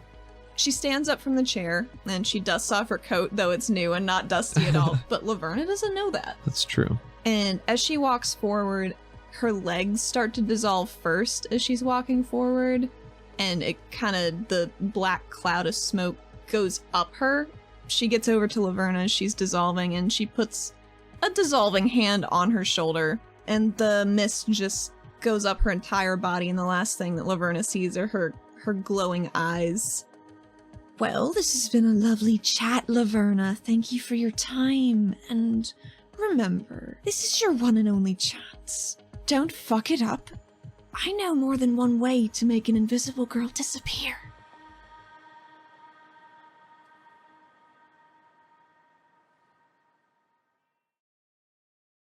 Thank you for listening to this episode of Neon Heat.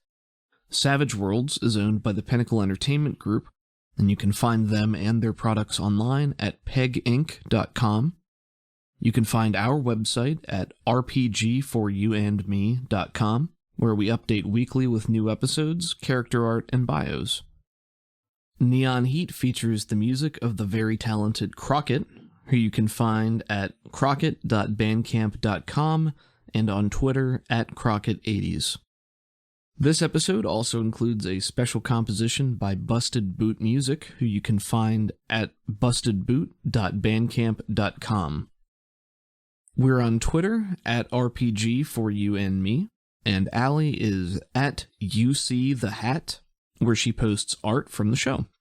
Allie also runs a side campaign for me that's available to our Patreon members, and you can find us there at patreon.com/RPG4YouAndMe. Any support means the world to us, and it makes it easier to make a quality episode every week for you. If you like the show, the best way to support us is to leave a 5-star rating and review, but even more importantly, tell a friend about us. If you're looking for more Savage Worlds content, please check out Sounds Like Crows. It's an actual play Deadlands Reloaded podcast about 5 brothers on a quest for revenge in the supernatural Wild West. The cast is outstanding, and the audio and editing quality is cinematic and top-notch. The game marshal, Caleb Sunstead, is extremely talented and dedicated. They just started their 4th season, so there's plenty to catch up on. With all that out of the way, thank you again for listening. We know there are a lot of podcasts out there, so it means the world that you spent a little bit of your day with us. See you next week.